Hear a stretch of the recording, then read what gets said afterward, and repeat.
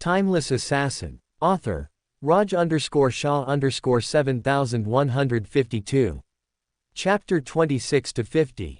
Rodova Military Academy, the Administrative Building.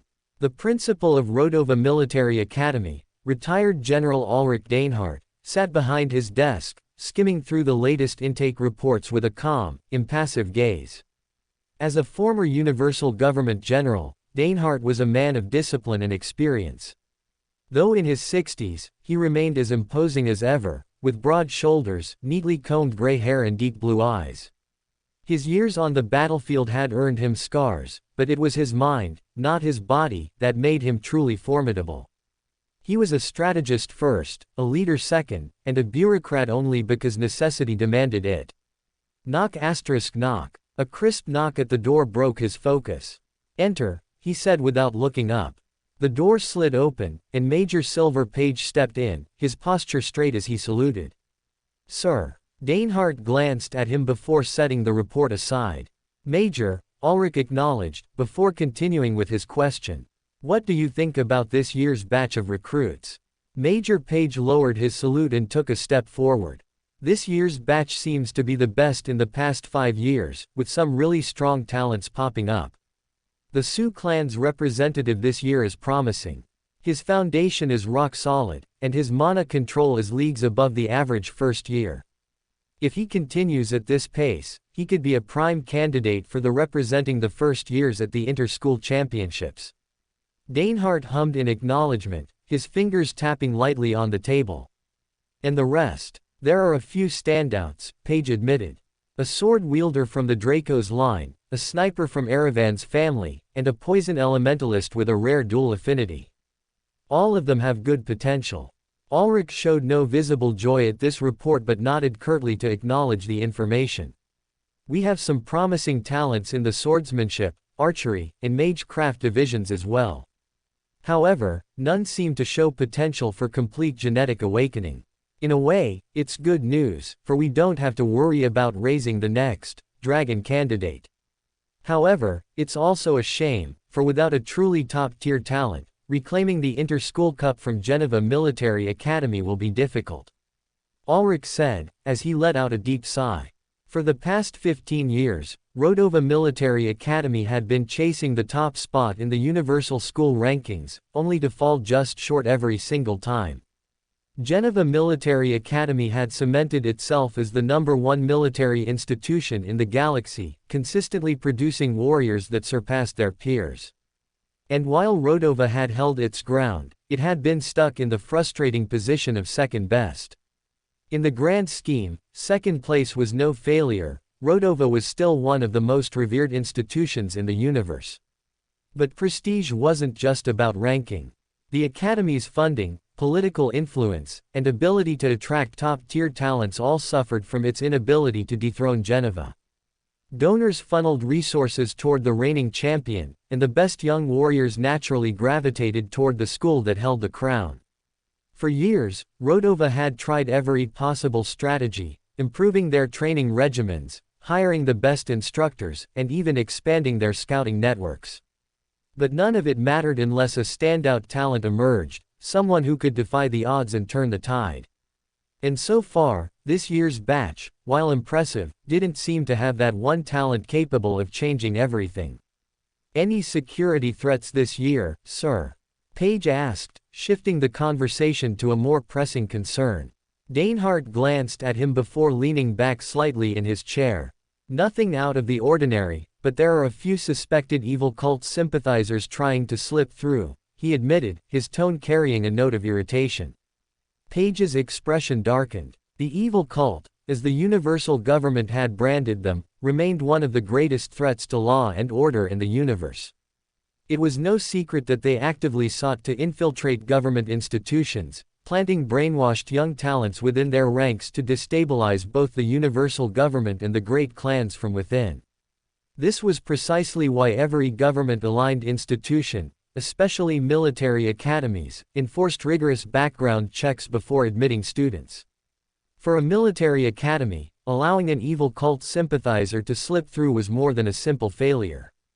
It was the worst possible lapse in judgment. They were a cancer, spreading insidiously, poisoning minds with heresy and rebellion. But, Danehart continued, his voice unwavering, tomorrow's aptitude testing will sort them out. A slight smirk tugged at the edge of his lips. For no one can evade the background check. Leo's POV. After securing his uniform in the wall-mounted storage cabinet and disposing of the mysterious note safely in his bathroom, Leo stepped out of his dormitory, his stomach finally reminding him of how long it had been since he last ate. The trials of the entrance exam and the second round had left little time to think about meals, but now, hunger settled in like a dull ache. The mess hall wasn't far, just a short walk from the dormitories, and not wanting to stay hungry for too long, Leo decided to make a trip. Mess hall timings. Breakfast, 6 o'clock to 8:30. Lunch, 12 o'clock to 1400. Dinner, 1900 to 2100. Just outside the mess hall, the service timings had been posted, and seeing how lunch hour had just begun, Leo felt relieved that he hadn't missed his window. Pushing open the heavy cafeteria doors, he stepped inside, immediately greeted by the scent of hot food and the low murmur of scattered conversations. The hall was spacious, militaristic in design, with long metallic tables lined in organized rows. The food was served buffet style, with recruits moving down the line with metal trays, picking what they needed.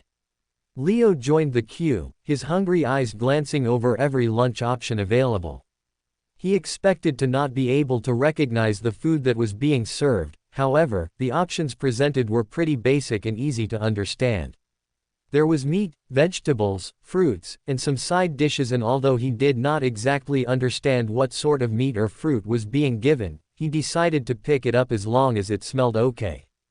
The meal was nutritionally optimized, clearly designed to sustain warriors in training. Each plate had a precisely balanced portion of proteins, carbohydrates, and fiber, as the academy seemed to favor function over taste, but the food still looked edible, or at least better than standard military rations. His tray held a serving of grilled meat, seasoned lightly but cooked to perfection. Steamed vegetables, their color vibrant, likely providing the necessary vitamins.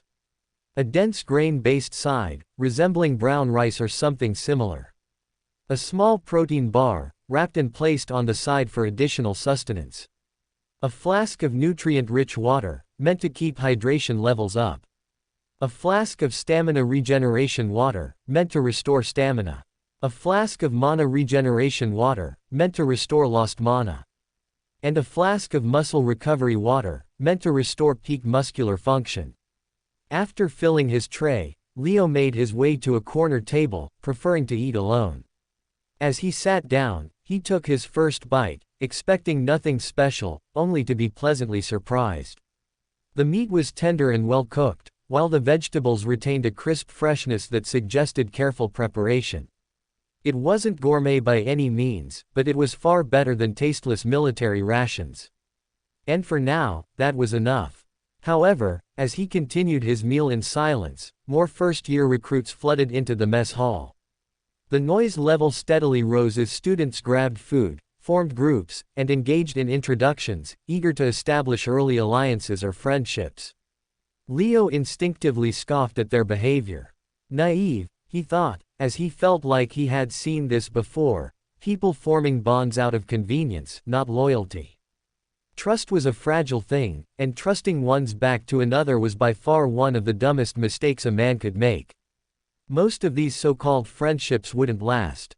The moment survival outweighed companionship, they would turn on each other, and Leo knew this well. The entrance test had already proven that much to him, as every assassin here had been forced to betray and eliminate their own partner to secure an entrance spot. That alone was proof of the true nature of people, which was selfish, calculating and opportunistic at its core. Leo had no intentions of making alliances or engaging in pointless small talk. At least not today, or until he found someone truly worthy of being called a companion. However, unfortunately for him, as the mess hall filled to capacity, his quiet isolation was abruptly disturbed. Within minutes, the empty seats around him were occupied, and before long, he found himself surrounded by other students. A few first years at his table glanced in his direction, one of them attempting to initiate casual conversation. "You just gonna sit there all quiet? Why not introduce yourself too? I'm Meng Jun from the Magecraft branch." Another chimed in, grinning. "We're all fresh here. Might as well get to know each other." No. They were a group of 4 around him, who all looked to be from different branches, trying to rope him in for casual conversation. However, Leo did not take the bait. Instead, he offered a polite nod, before saying, "Sorry, I don't speak while I eat." It was a polite yet tacit rejection, one that wouldn't sound too rude, but would pass on the message that he was not interested in small talk. "Must be from the assassin branch," Meng Jun noted, leaning back. "No interest in fraternizing, huh?" Leo merely smirked, taking another bite of his food.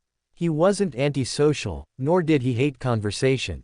But for now, he decided that it was far more valuable to observe than to participate. "I'll just finish my food quickly and leave," Leo thought, increasing his pace as he scooped another bite into his mouth. But just as he did, a loud crashing sound tore through the mess hall's growing chatter, followed by the unmistakable thud of someone being thrown to the ground. Thud. The entire room fell into an uneasy hush. All around, heads turned toward the source of the disturbance. Near the center of the hall, a brutal scene was unfolding. A young man lay curled on the floor, clutching his stomach in pain, his gasps sharp and ragged. Towering over him, eyes filled with pure disdain, stood another recruit. Su Yang, a member of the prestigious Su clan and, by all accounts, one of this year's strongest recruits. The air around him crackled with arrogance, as if the very act of standing near commoners was beneath him. Su Yang was tall and well-built, his raven black hair neatly tied in a warrior's ponytail. He had already changed into his academy uniform, which only added to the overbearing presence he exuded. Even from a distance, his noble upbringing was evident, from the self-assured way he carried himself to the thinly veiled contempt laced in his every word. He had the look of someone who had never once been denied anything in his life, and the sheer entitlement in his posture reflected that much. "You filthy, low-born scum," Su Yang sneered, his boot pressing down on the fallen recruit's shoulder, pinning him in place like an insect. "You dare impersonate someone from the Mu clan by claiming memory loss." His voice dripped with scorn. "Know your place, vermin."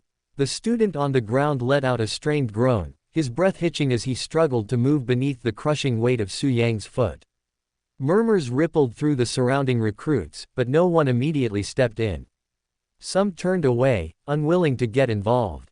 Others watched with wary intrigue, as if testing the boundaries of what the academy would tolerate. Leo, however, continued to eat, but his instincts were on high alert the moment he heard the mention of memory loss. For it hit him too close to home. Across the table, one of the students scoffed, muttering under his breath. "Su clan brats are all the same. Arrogant, overbearing, and violent." Another recruit snorted, shaking his head. "The 6 great clans always act like they own the place. They think they're untouchable. But they're not," Meng Jun interjected, a knowing smirk playing at the corner of his lips. "This academy has a way of humbling even the most arrogant noble brats. They won't get away with this forever." Leo remained silent but mentally filed their words away. His eyes flicked back to Su Yang, who still hadn't lifted his foot from the fallen recruit, his expression that of someone stepping on something disgusting. The air in the mess hall had turned tense, thick with the weight of unspoken judgment. No instructors intervened. No enforcers appeared. Everyone was watching, waiting, to see if anyone would step forward, or if this was simply the academy's way of weeding out the weak. "That guy might actually deserve this beating," another voice muttered from nearby as Leo's ears sharpened at the comment. "If he really is impersonating a Mu clan heir, then he's asking for it. Everyone knows how they operate, sending their young out into the world with no memory of their past to ensure they carve their own path. But recently, more and more small fries have started faking memory loss, hoping to gain sympathy and special treatment in the academies." Leo felt his stomach tighten slightly as he heard these words. This was bad. If there were already rumors circulating about frauds pretending to be Mu clan heirs, then he was in dangerous territory. Because if anyone started suspecting him of doing the same, then he could very well be next. Seconds passed by, but even though the student under Su Yang's feet continued to squirm, no one from the freshman class intervened. It seemed like everyone had accepted the beatdown as something natural, and no one had the guts to confront Su Yang about it. Perhaps it was because of his background, because he belonged to one of the 6 great clans.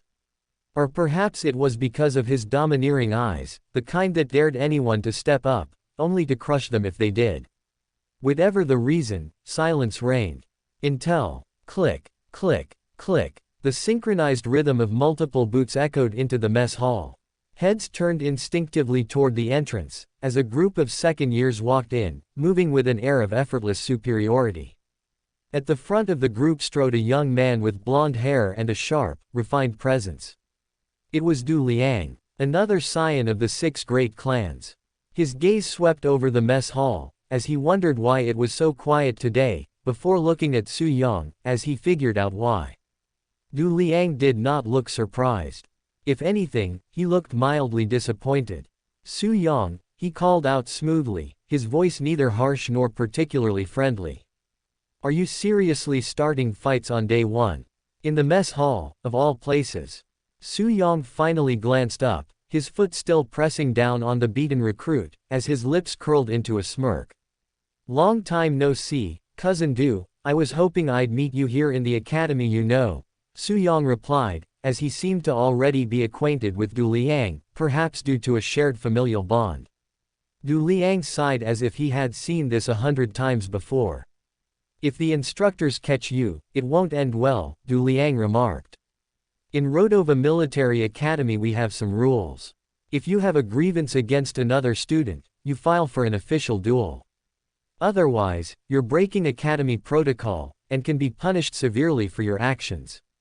Thankfully, there's no teachers around the mess hall right now, or you would be in a disciplinary holding cell by now.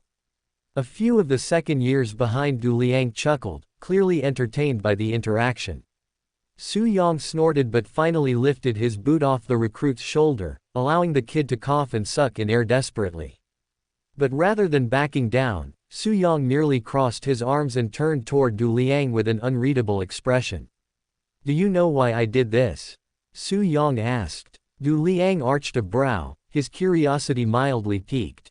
Su Yang gestured down at the trembling recruit, his lip curling in disgust. This worm was trying to pass himself off as a Mu clan descendant by faking memory loss. Du Liang's expression shifted slightly listening to Su Yang's words, the hint of amusement on his face fading. That's so. Du Liang mused. Yes, Su Yang confirmed, his eyes narrowing at the recruit still gasping for breath. And do you know how I can tell? He crouched slightly, leveling his gaze at the cowering student. He walks too loudly, Su Yang stated matter-of-factly. He flinches at the slightest motion, and he hesitated when I struck him. He rose again, turning back to Du Liang. A true Mu clan heir, even with 0 memories, would have instinctively reacted. Their bones would remember what their mind forgot. Du Liang considered Su Yang's words for a moment before nodding. You're not wrong, he admitted. The Mu clan's training methods are extreme. Their reflexes should be ingrained to the point of muscle memory. If this guy had truly been one of them, he wouldn't be on the floor right now. The student in question flinched at the cold analysis, but neither Su Yang nor Du Liang spared him any further attention. Su Yang finally stepped back, his frustration still evident but restrained. Next time, I'll file a duel request, he muttered. But don't expect me to hold back. Du Liang smirked slightly. Good. That's how it should be. With that, the tension in the mess hall finally began to ease.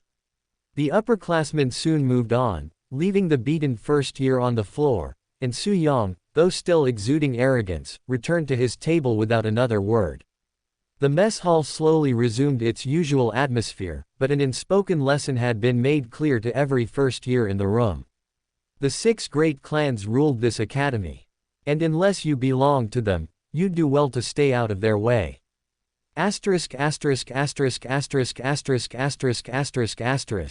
Leo soaked in the entire exchange like a sponge, his mind processing every word, every movement, every unspoken rule.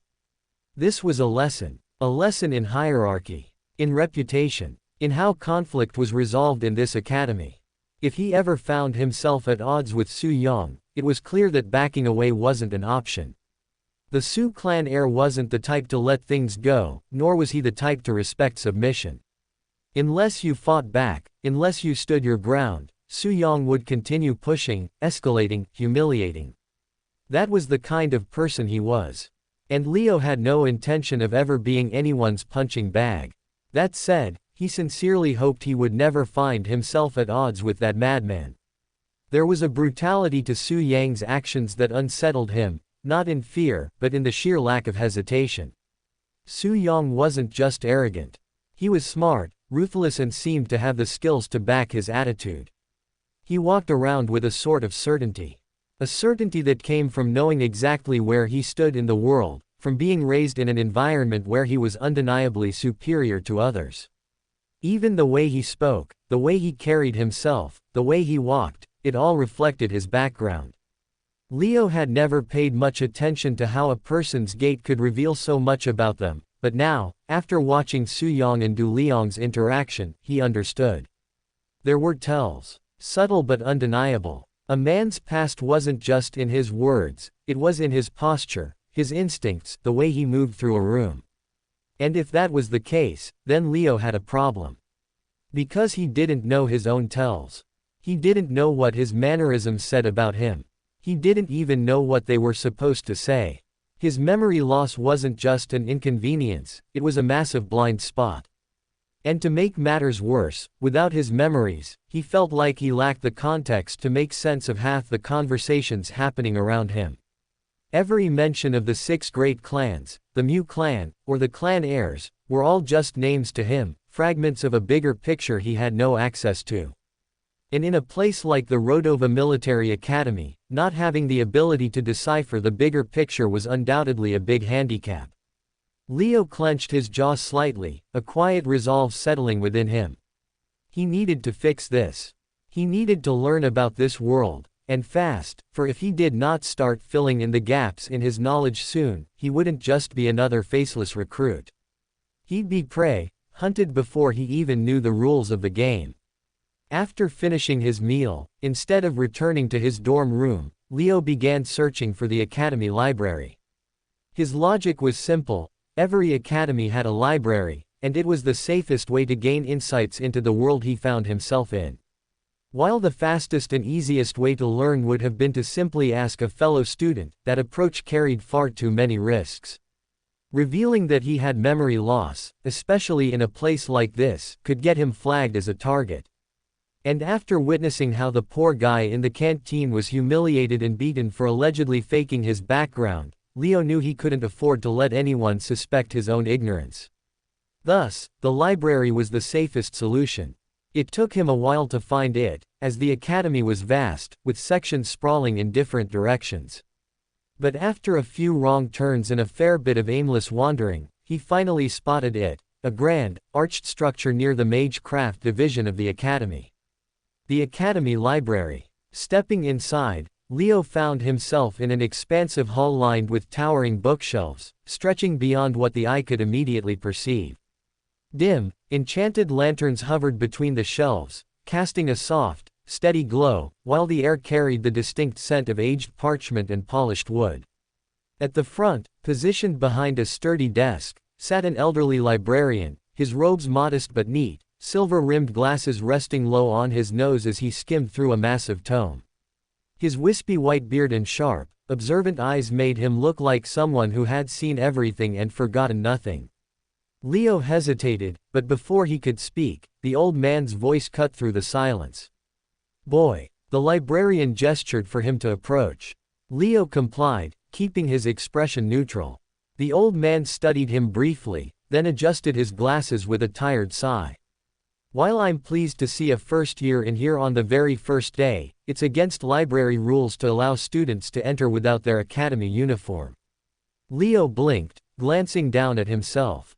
He was still in casual clothes, the same ones he'd been wearing since arriving at the academy. I'm assuming you're new and just unfamiliar with the rules, the librarian continued. So I'll let it slide this once. But starting tomorrow, wear your uniform before stepping into my library. Understood. Leo gave a small nod. Understood. The librarian gave an approving grunt before folding his arms. Now then, what kind of books are you looking for? Leo coughed slightly, feeling a bit exposed at the direct question as he did not want to make his memory loss obvious, and hence he tried to keep his request vague. I'm just looking around. I'll read anything that piques my interest, he said, as the librarian wagged his finger in disapproval. There are over 47,000 books in this library, 12,000 skill scrolls, and an untold number of meditation manuals. If you think I'm going to let you aimlessly wander, you're mistaken. You either come in here with a specific request, or I kick you out. The librarian said with finality, as Leo winced slightly at his words.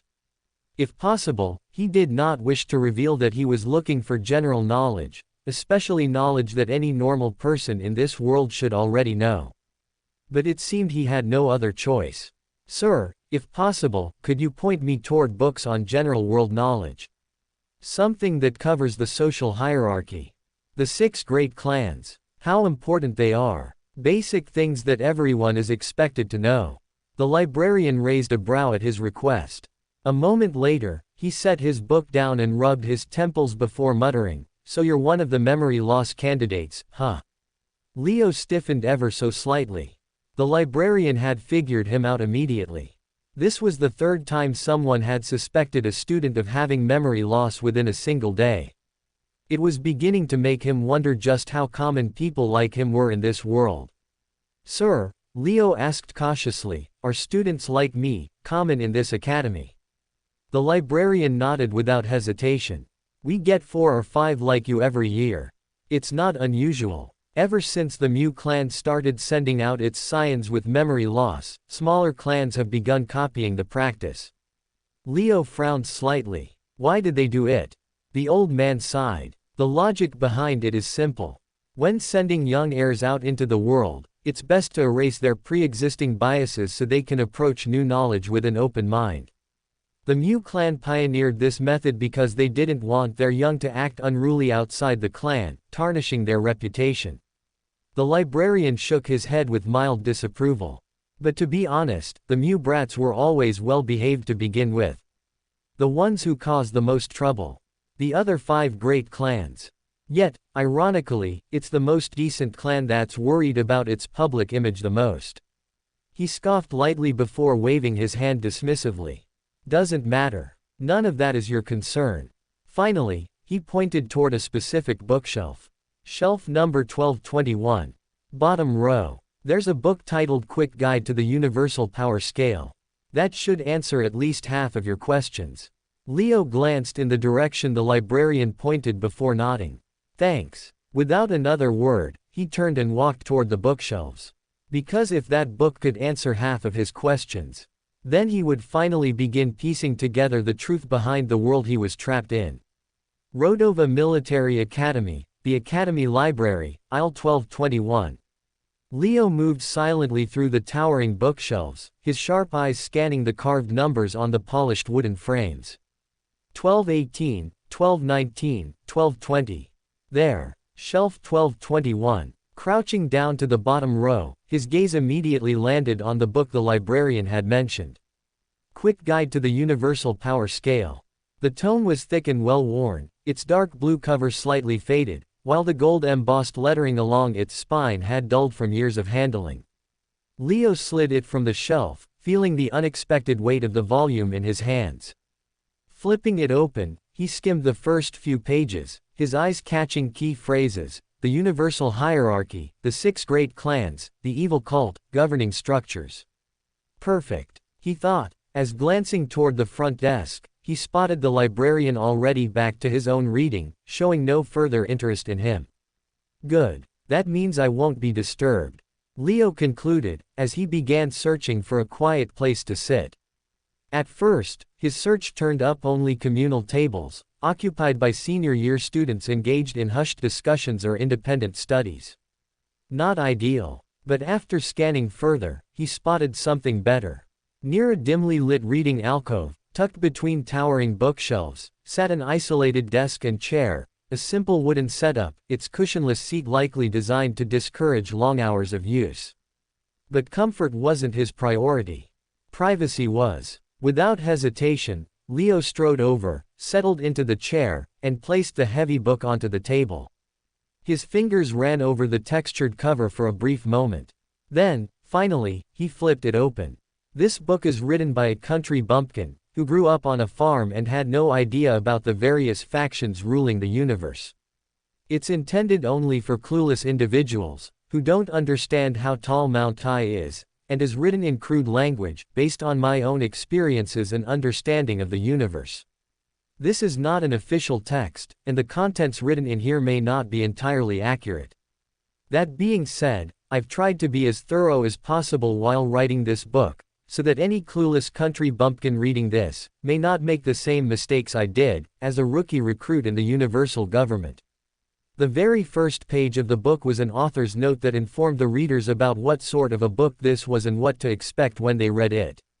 It explicitly told its readers that it was not an official text, and that the information contained within was subjective. There are 8 great factions in this universe. The 6 great clans, the universal government and the evil cult. To understand what makes them great, one first needs to understand the universal power scale. Broadly, within the universe, a warrior is classified into 7 different power realms. 1. Amateur.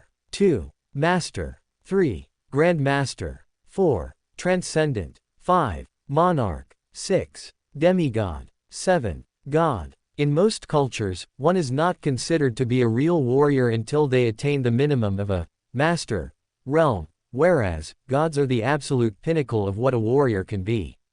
In this universe, gods are higher beings that are not only immortal, but have mastered the laws of space and time.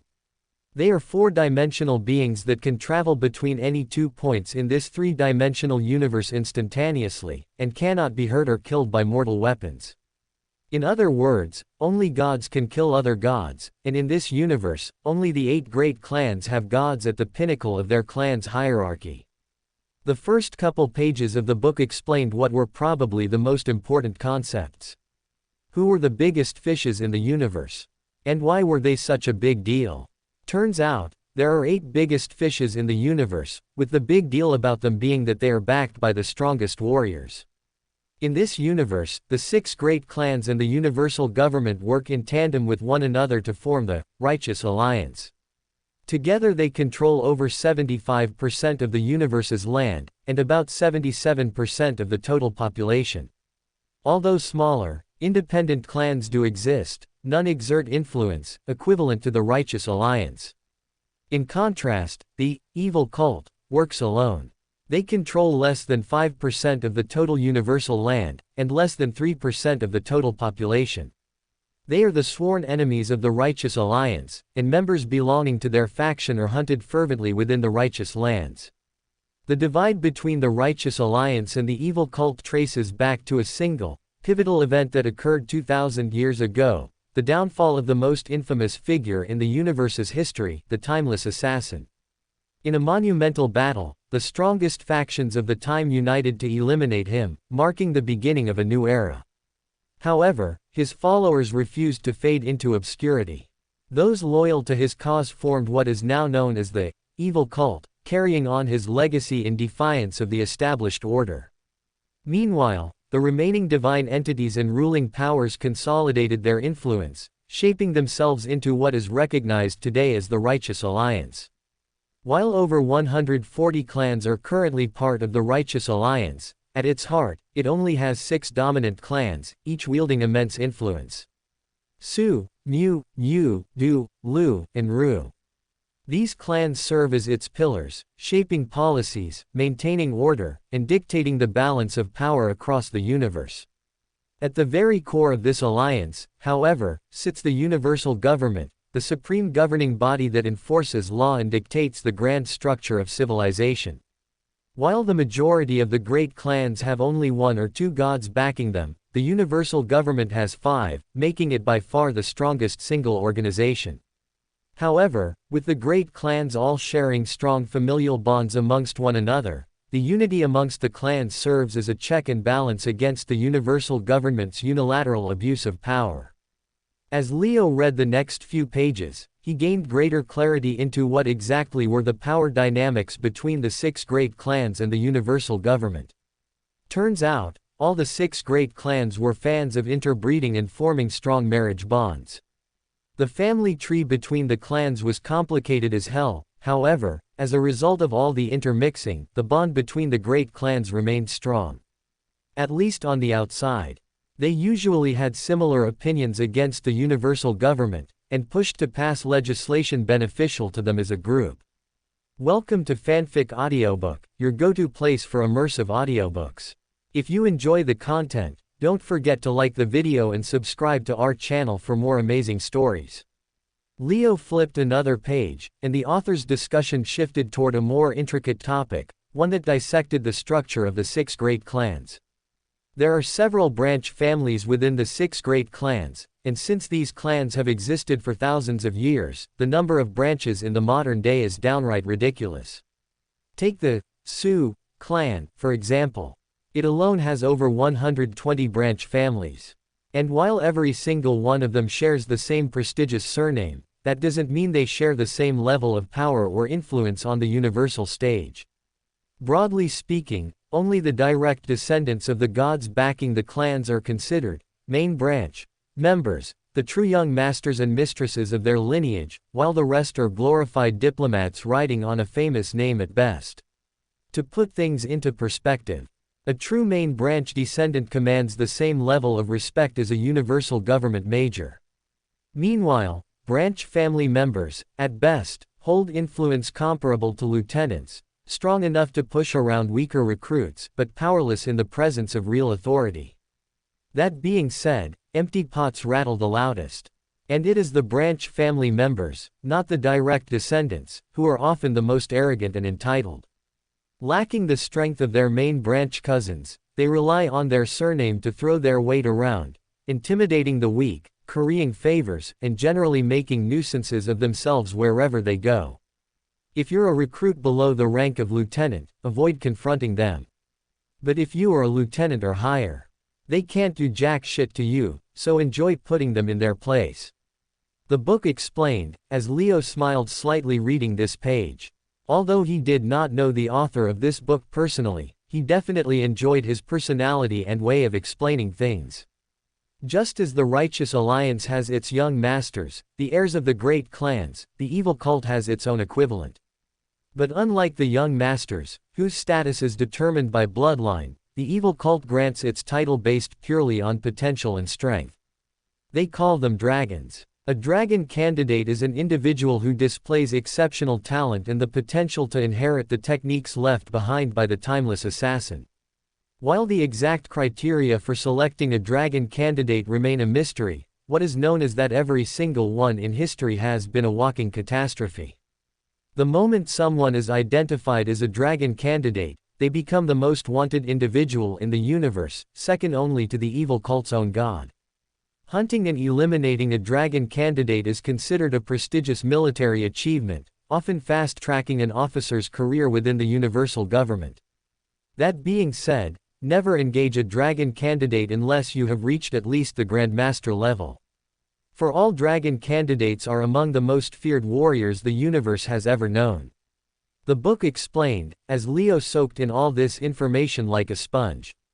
The dragon candidates and the evil cult was yet another organization he had no clue about, and gaining some more context about them felt crucial to participate in future conversations around the academy.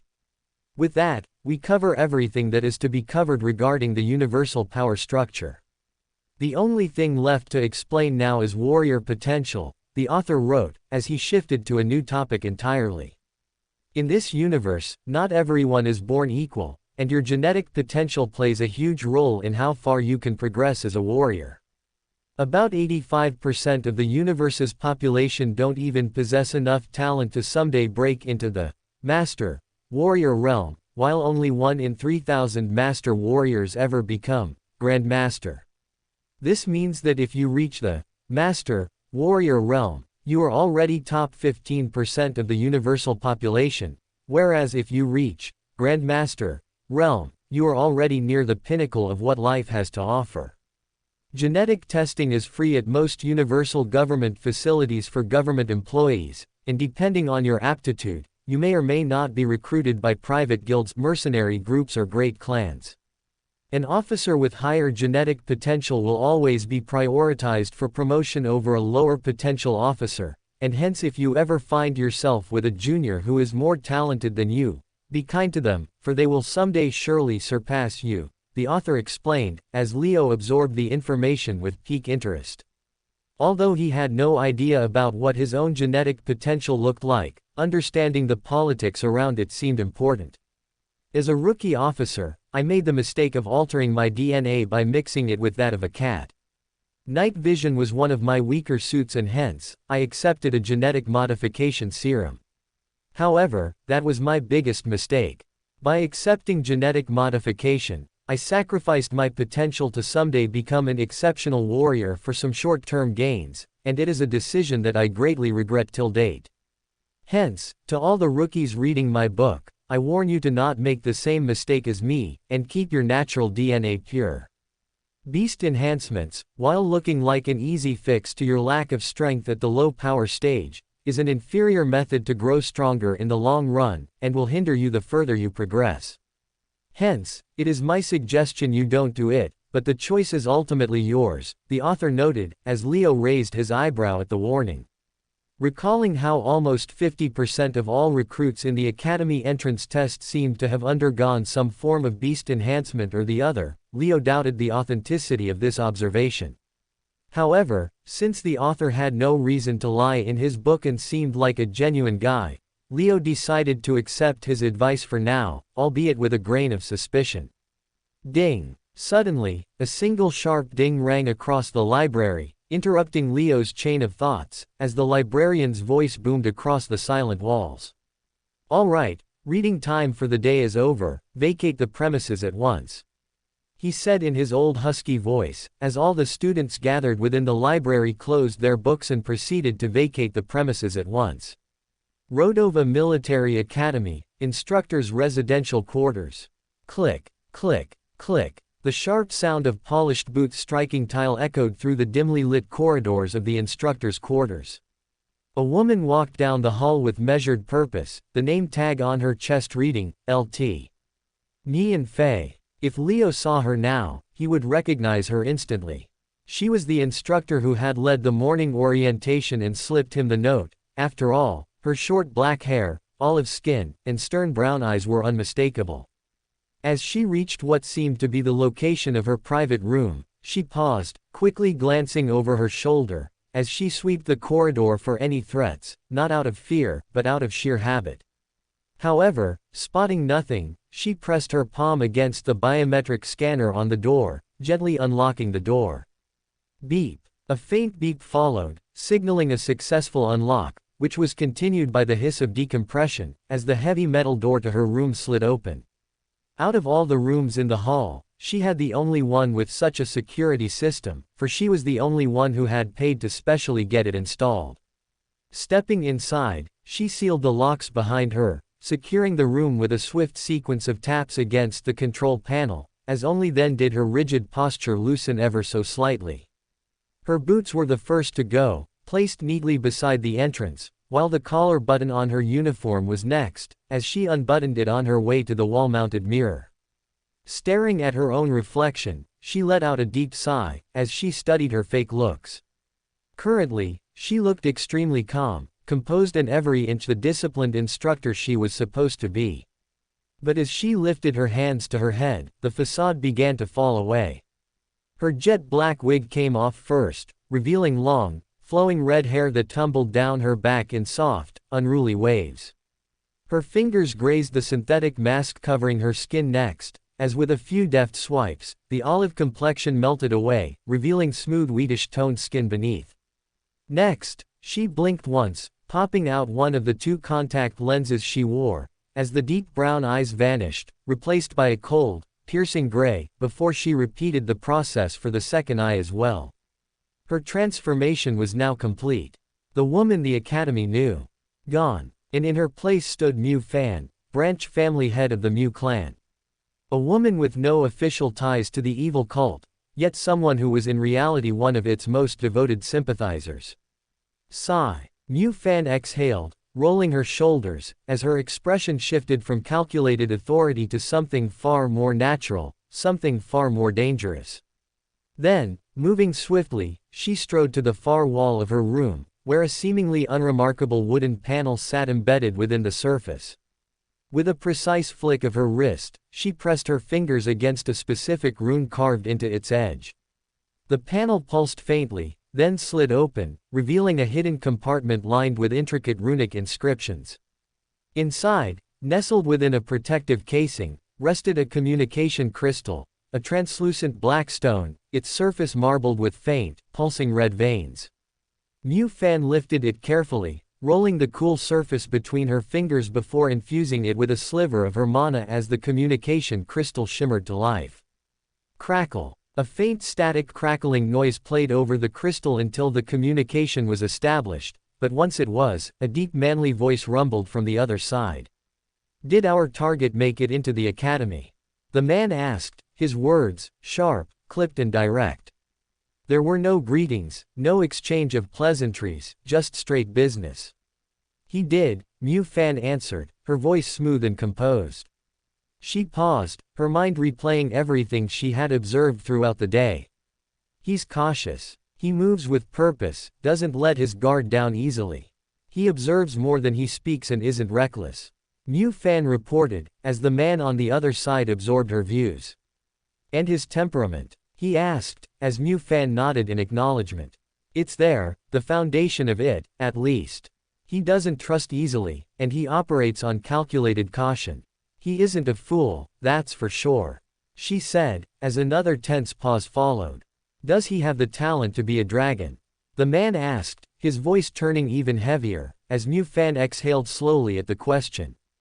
To become a dragon candidate, temperament alone wasn't enough. A dragon candidate needed more.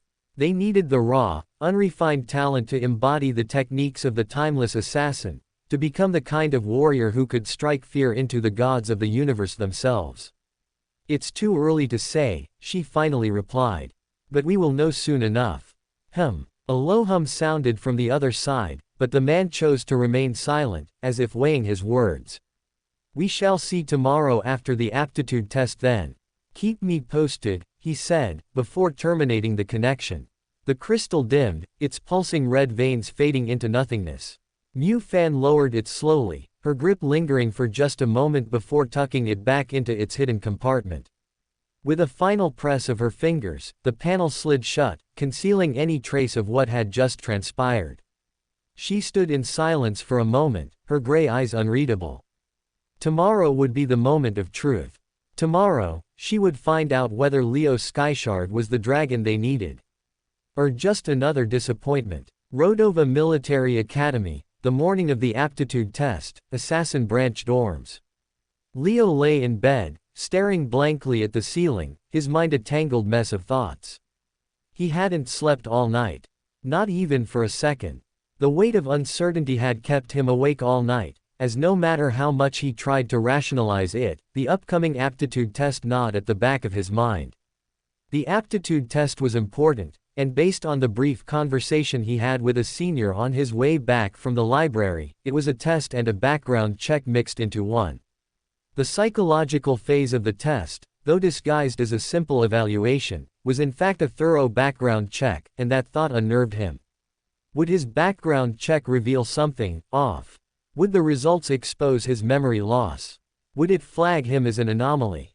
These questions plagued him as he lay motionless in his bed, his eyes bloodshot from exhaustion yet his body feeling strangely alert. "I need to calm down," Leo thought, as taking a deep breath, he sat up, rubbing his temples before finally swinging his legs over the side of the bed. Outside, the academy grounds were already bustling. He could hear the faint chatter of students heading toward the orientation hall. It was time for the day's activities to begin, and hence, without another moment's hesitation, he grabbed his uniform, slipped it on, and made his way out the door.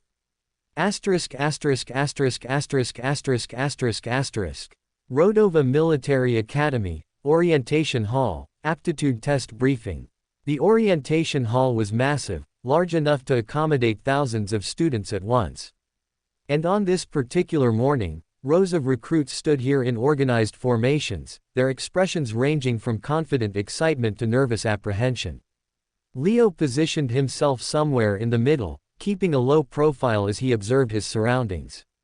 Among the crowd, he caught glimpses of familiar figures: Su Yong, still exuding arrogance, standing with his arms crossed, and a few others that sat around him in the canteen.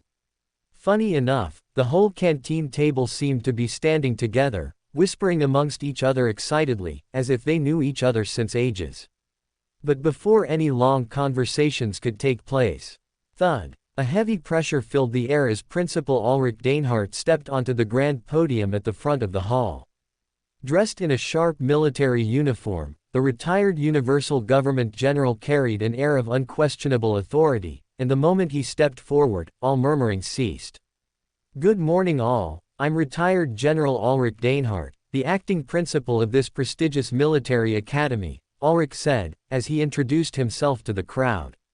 "You have all made it past the entrance exams, which is admirable, yes, but do not mistake this for an achievement. This is merely the beginning. Making it here is nothing. Surviving here is what matters," Ulrich said, as a quiet tension spread across the room. Rodova Military Academy is one of the finest institutions in the universe, a place that has produced some of the greatest warriors, strategists, and assassins in history.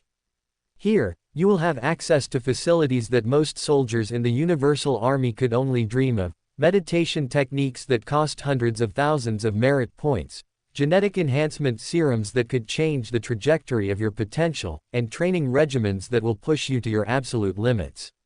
He paused, letting those words sink in before his tone sharpened. "But understand this, everything you receive here will be earned. Rodova is not a place for mediocrity. We do not tolerate weakness, and we do not waste resources on those who do not show promise."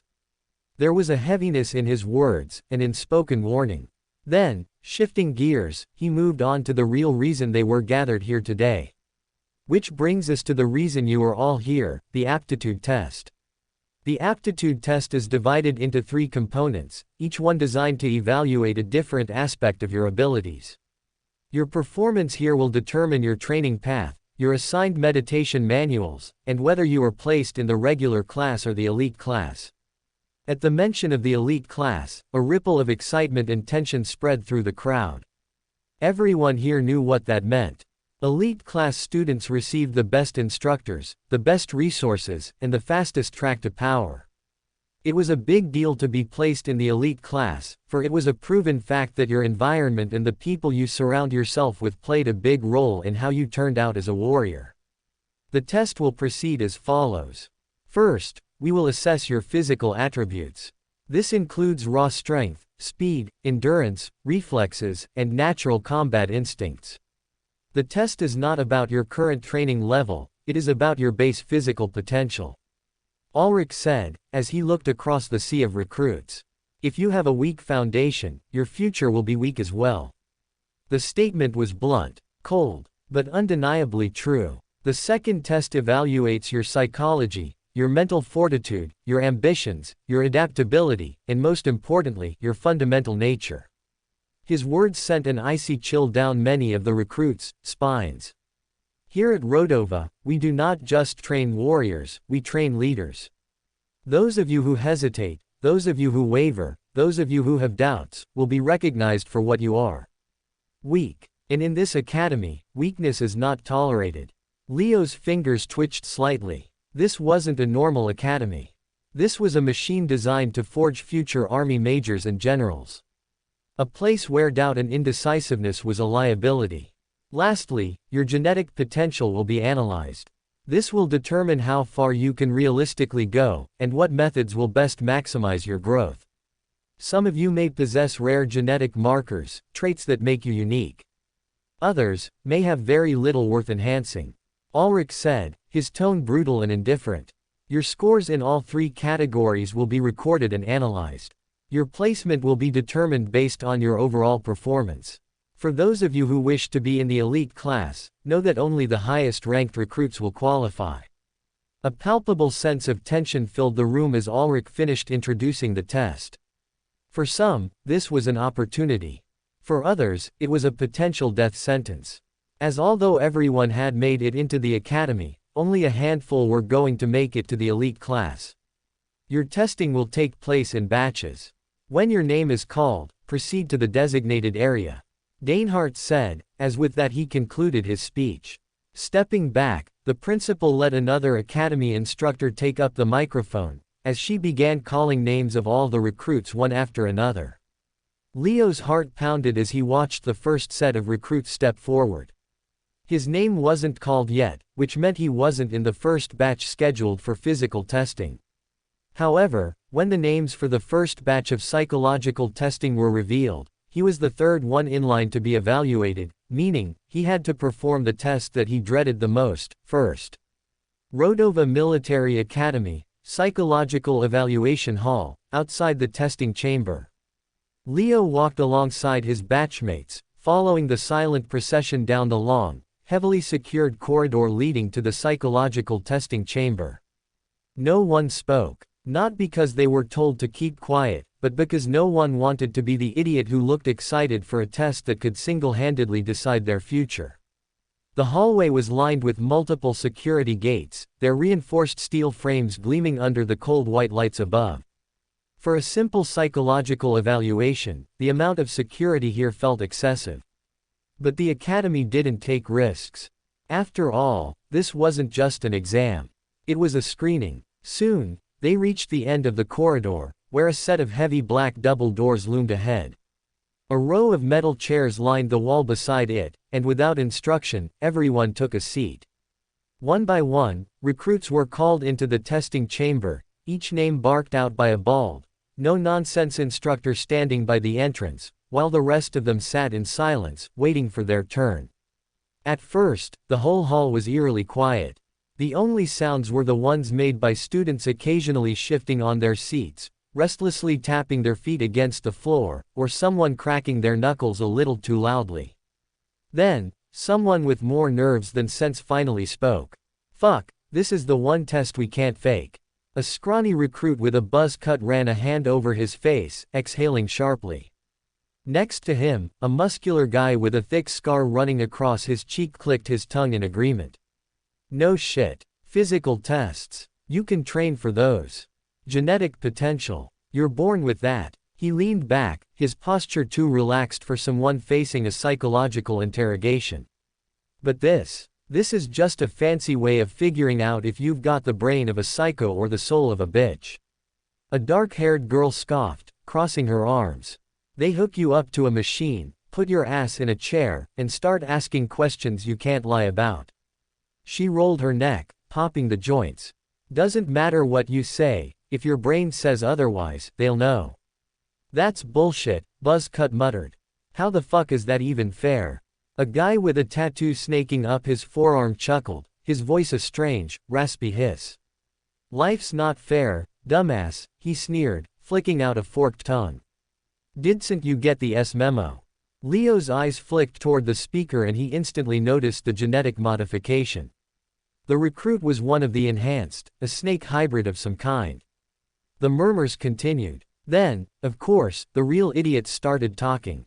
A recruit with slicked back blonde hair, the type who looked like he thought he was better than everyone else, let out a scoff. "The only thing that matters is getting into the elite class." He leaned forward, smirking. "No one from the regular class ever makes it big in life. It's a fucking death sentence." Scar Cheek snorted. "Yeah, well, neither does failing this test, dumbass. They catch you with the wrong mental inclinations, and you're done." Tattoo Guy chuckled again, shaking his head. "Imagine losing your SSS spot over SS some dumb shit like SS sympathy for the evil cult or a Desiree to burn down the academy." And then, bang. The test room doors slammed open so violently that even the cockiest recruits snapped their heads up. Two instructors stormed out, dragging a recruit by the arms. The guy looked wrecked. Blood smeared his lips, one of his front teeth was missing, and his nose was bent at an angle that sure as hell wasn't natural. The student thrashed weakly, his breath ragged, panic flooding his wide eyes. "It's a mistake. It's a mistake," he screamed, his voice cracking. The instructors didn't even flinch. "I'm not an evil cult sympathizer. I swear. I was just curious. I only said the dragon candidates sound cool because they're powerful, it doesn't mean I like the evil cult." His words blurred together, desperate and drowning in hysteria. Wait. I'm not connected to the evil cult. You have to believe me." He begged, but no one believed him. No one cared. The two instructors yanked him forward, dragging his ass out of the waiting room like he was a bag of trash. And for a brief moment, no one moved. Then, laughter. Tattoo guy grinned, shaking his head. Holy s fuck, did he just admit that SS shit out loud? Scar Cheek let out a sharp laugh. An evil cult simp trying to sneak into Rodova. What a dumbass. Buzz Cut whistled. Imagine getting your face smashed in over some admiration kink. Blondie leaned forward, his smirk widening. You know, for a second, I thought they were gonna snap his neck in front of us. Dark-haired girl snickered. They should've. Leo sat still, observing. His expression remained unreadable, but his mind was racing. This situation wasn't funny. Not to him at least. A minute later, the two instructors returned. Blood still staining their gloves. We do not tolerate evil cult sympathizers in Rodova Military Academy.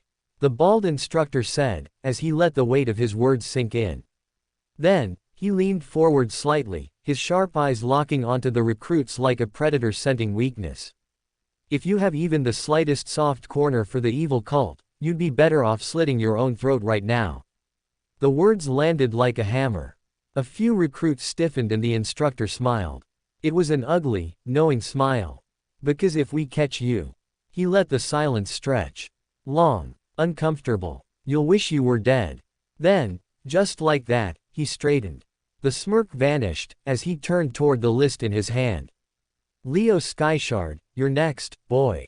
He said, as he scanned the crowd for a Leo Skyshard, until Leo slowly got up. Chop chop, he urged, as he clapped his hands and pointed for Leo to quickly get in. Rodova Military Academy, Psychological Evaluation Chamber. As Leo stepped into the evaluation room, his gaze immediately landed on a single man seated across a long metal table. The man wore a crisp white coat, his demeanor calm and composed as he flipped through a thick dossier. Unlike the instructors outside, this man did not radiate menace or authority. His expression was neutral, almost pleasant, as if he were about to conduct a casual interview rather than an interrogation. But Leo knew better. The room itself betrayed the true nature of what was about to happen. The walls were reinforced steel, devoid of windows, as a single overhead light cast a clinical glow over the metallic surfaces. Behind the psychologist, a complex machine hummed softly, cables running from its base toward the chair opposite him, which Leo assumed to be the setup for the lie detector. Please, take a seat. The psychologist said, as he finally looked up, giving Leo a friendly smile. Leo hesitated for a fraction of a second before lowering himself into the chair, as the psychologist gave him an approving nod. Thud. Closing the thick dossier, the psychologist made eye contact with him, before leaning towards him on the table as he said, for protocol reasons, let me introduce myself. I am Dr. Adrian Kessler, and I will be conducting your psychological evaluation today. The way he spoke was casual, almost friendly. But Leo wasn't fooled by his kindness. Judging by the state of the previous student who had been dragged out of this room, Leo understood that this was anything but a friendly conversation. However, for the sake of not antagonizing the instructor, he kept his expression unreadable, maintaining steady eye contact with the psychologist, as he refused to give anything away. For a few moments, neither spoke. Then, the psychologist leaned back in his chair and exhaled as if feeling amused. Sabrina, administer the truth serum and patch him up to the machine. Use a higher dosage, this one has a strong brain. At his signal, an assistant entered the room, moving with practiced ease. A tray of medical supplies rested in her hands, the faint clink of glass vials breaking the silence. She barely spared Leo a glance as she approached. Right arm, she said flatly. Leo complied, rolling up his sleeve as she swiped a cold antiseptic wipe over his skin. Meanwhile, the psychologist kept talking. Curious to know why I flagged you as having a strong brawn? He asked in an amused tone, as Leo arched an eyebrow. You see, Leo, not many students can hold eye contact with me. Especially not when I have my aura skill, intimidation, active. Adrian said with a smile, as he watched Leo carefully, gauging his reaction. Most recruits start squirming the moment they sit across from me. They act like mice trapped in a cage with a starving cat. But you didn't flinch. And I find that quite impressive. At that moment, Leo felt the sting of a needle piercing his skin. Sabrina is administering the truth serum now, Adrian continued, his voice smooth. It'll loosen your inhibitions, make you think less before you speak. From here on out, we'll be having a nice, honest conversation. Leo didn't reply. Adrian smiled as if he found that amusing, too. You know, he mused, there are only two kinds of people who can resist my intimidation skill. He held up a single finger. First, those who've grown up in a rough environment, on the streets, constantly fighting for their lives, struggling for survival. People like that eat intimidation for breakfast, lunch, and dinner. They don't scare easy. Then, he lifted a second finger. And second, those born into noble houses, raised around high-level warriors who leak intimidation aura all the time. They grow up immune to it. He tilted his head slightly, his sharp gaze locked onto Leo's.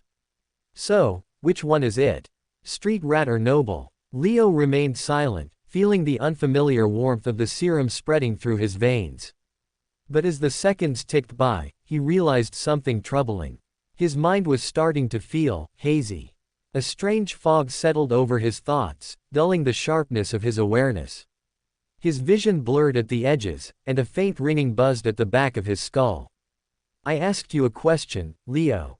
Dr. Adrian's voice cut through the haze, calm yet expectant. His expression remained perfectly composed, but there was a certain sharpness in his gaze.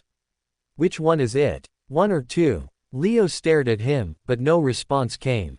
The doctor sighed, tapping his fingers against the metal table. Sabrina, what was the dose? 0.75. The assistant shook her head. 0.9. Adrian blinked, then let out an amused chuckle. 0.9 and he's still holding on. That's rare. He leaned back slightly, a smirk playing at his lips. All right. Administer an additional 0.3 milliliters of hallucination serum. Let's see how much of that willpower survives when reality stops making sense. Sabrina didn't hesitate. Another sharp prick. Another injection. And then, the world shattered. Leo's breath hitched as the colors around him twisted, bleeding into one another in unnatural ways. The walls seemed to pulse. The table in front of him stretched and shrank in uneven waves. His vision tripled, as he began to see 3 doctors, 3 assistants, all moving at different speeds. A low hum filled his ears, rising and falling like distant whispers. It felt like his mind was floating, detached from his body. Yet, somehow, deep beneath all of it, a part of him remained aware. Despite the drugs invading his system, he wasn't babbling nonsense. His mind was fractured but not lost. But they didn't know that. If I don't act like the drugs are working, they'll pump me with more. Realizing this, Leo let his head loll to the side slightly, his eyelids drooping. He let his shoulders relax, his fingers twitching slightly as if struggling to focus.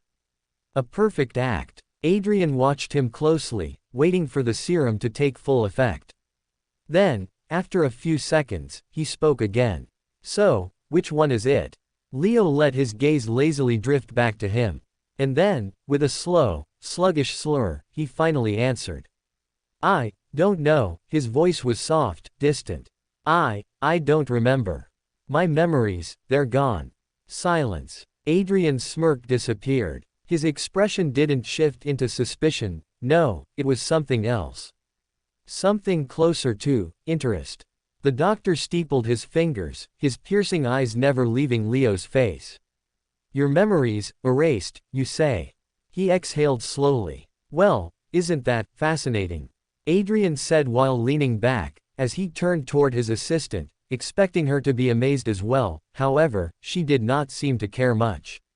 Raising her hands in mock surrender, she simply made an expression that said, "Hey, don't look at me. I'm just the assistant," which made the doctor chuckle before he returned his gaze back to Leo. Leo, Skyshard, he mused, rolling the name over his tongue. That's what it says on your file. Tell me, is that the name you were given at birth?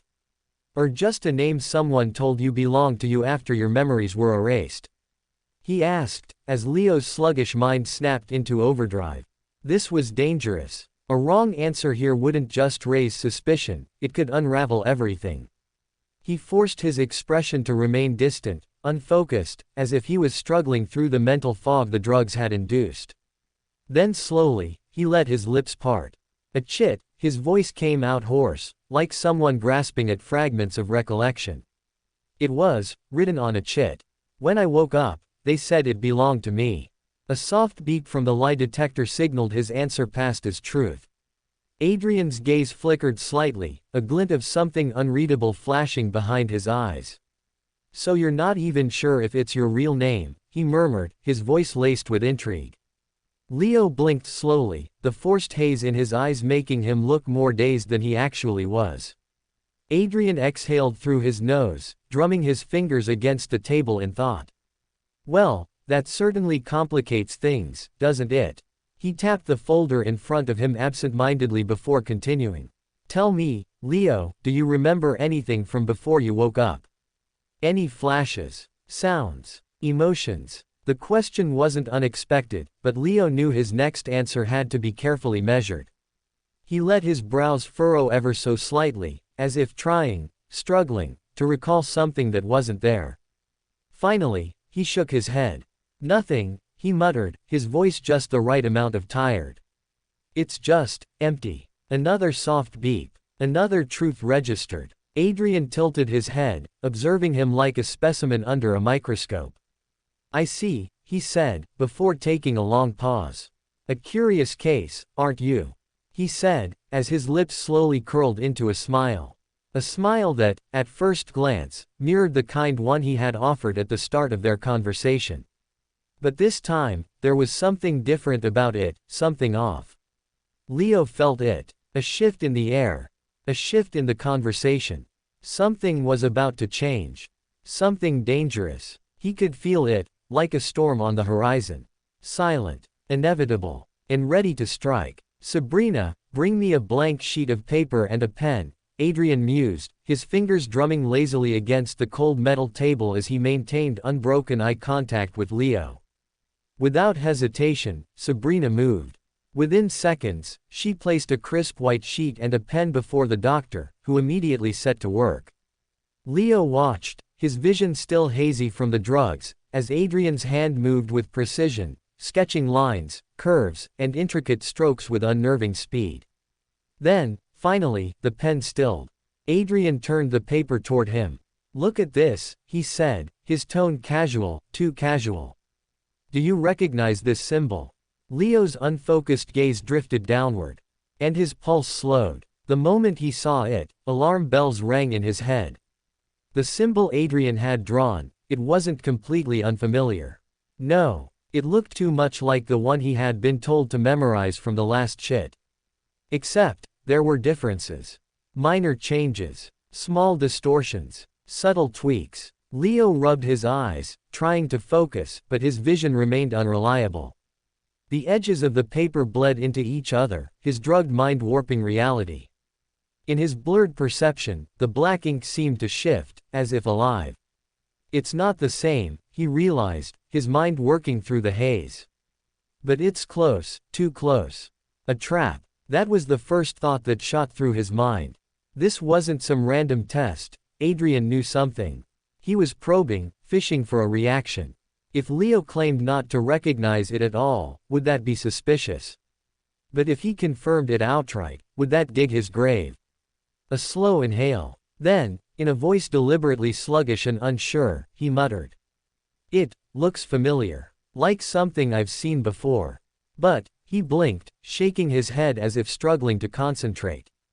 It feels off. Wrong. Some of the details, his hand twitched slightly as he gestured toward the paper, they're not quite right. The words left his mouth, measured, cautious. And then he watched for the slightest flicker in Adrian's expression. Because whatever came next, would tell him exactly how dangerous this conversation truly was. Off. How so? Can you point out to me what you think is off here? Adrian asked, his expression expectant, as he turned the paper slightly toward Leo. Leo's fingers twitched involuntarily at the question. His drugged mind was sluggish, but his instincts screamed at him to tread carefully. He couldn't outright claim ignorance, for that would be too suspicious. However, he also knew that confirming too much might also dig his own grave. Hence, he decided to tread carefully. Leaning forward, he squinted at the paper as if trying to focus through the haze. His words coming slow and slurred, just enough to sell the act. There should be 3 pointed extensions at the bottom, he murmured, his hand lifting shakily to gesture. Not 2. And, the crown at the top, his finger drifted upward, should have 1 spire, not 3. He blinked sluggishly, his vision warping the ink on the page. Yeah, it's close, but it's not right. For a long moment, Adrian simply stared at him. Then, finally, his lips curled into a knowing smirk. A genuine Mu clan spawn, he murmured, leaning back in satisfaction. That explains a lot. Sabrina's head snapped toward him, her expression turning sharp. Mu, she echoed, disbelief laced in her voice. He's a descendant of one of the big 6. She asked, glancing at Leo again as if re-evaluating him entirely. How can you say for sure? At that, Adrian let out a low chuckle, shaking his head in amusement. Look at you, he teased, clicking his tongue. The moment you hear the word Mu, you suddenly want to gobble him up. He teased, his smirk widening. What happened to all that indifference from 5 minutes ago, Sabrina shot him a dirty glare. Shut up, she muttered, but her curiosity was already piqued. Adrian raised his hands in mock surrender before shifting his focus back to her, now explaining his deduction directly. That symbol he innately remembers. Adrian tapped the paper again. It's the mark of the Mu clan. He began, as Sabrina furrowed her brow. So what? Anyone can remember that symbol. She argued back, as Adrian snorted through his nose, shaking his head. When the Mu clan wipes a descendant's memory, they always leave 2 things behind. A fake name, and the Mu clan seal, buried deep in their subconscious. He leaned forward slightly, his voice growing lower, more deliberate. That's how they operate. They send their young out into the world with no ties, no memories, nothing but their raw instincts and talent. It's their way of ensuring that their heirs grow strong without relying on family prestige. And while plenty of smaller clans, and even the evil cult, have started copying their methods, most don't even realize that the imprinting of the symbol is part of the process.